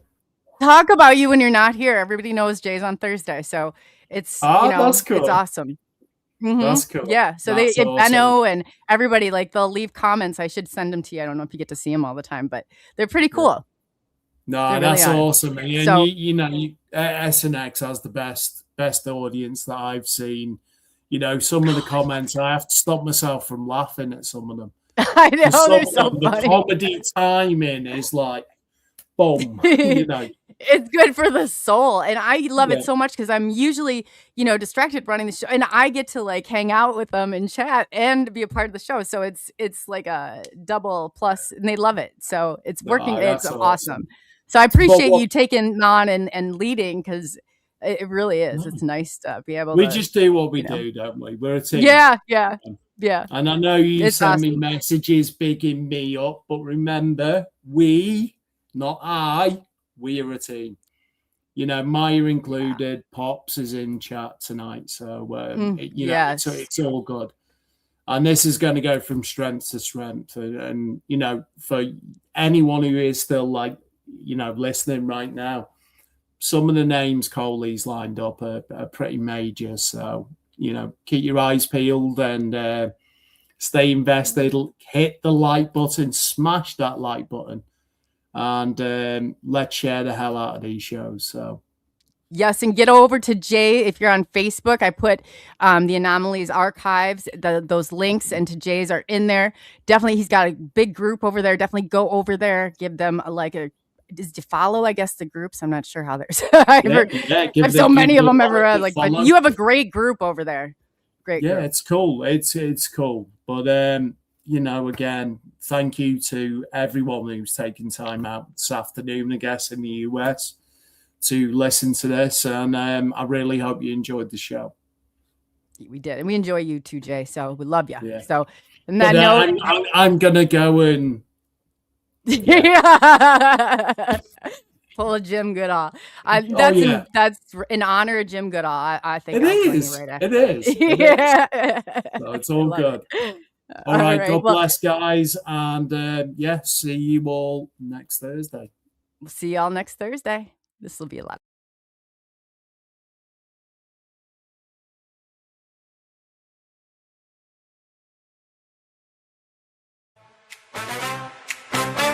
Together we explore it, night after night. So go! True crime, disclosure, non-stop. Call SNX crew, lead the way. Different views, here to stay. James Gilliland orbs, peaceful contact shine. East City skies, where the UFOs align. Daryl W. Sims, implants cross the line. Alien hunter evidence, truth redefined. Stephen Love Ray, phenomenal connections burning bright. Seth Breed love, small town monsters, legends ignite. David Spinks energy, hold and deep. Vibrations rising, awakening from sleep. Truth drive.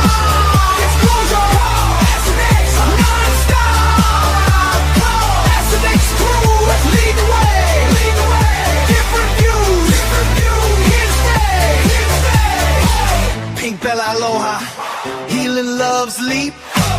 Aloha spirit spreading peace so sweet. Bigfoot, Michigan, Rob House, footprints clear. Sasquatch trails drawing ever near. Pass across channel, messages message from beyond crystal clear. Skin of films, gateway disclosure pure. Capturing truths that will endure. Wonder Bob retreats, consciousness sure. Expanding minds, opening every door. SNX, truth drive. Disclosure, SNX, non-stop. SNX crew, lead the way.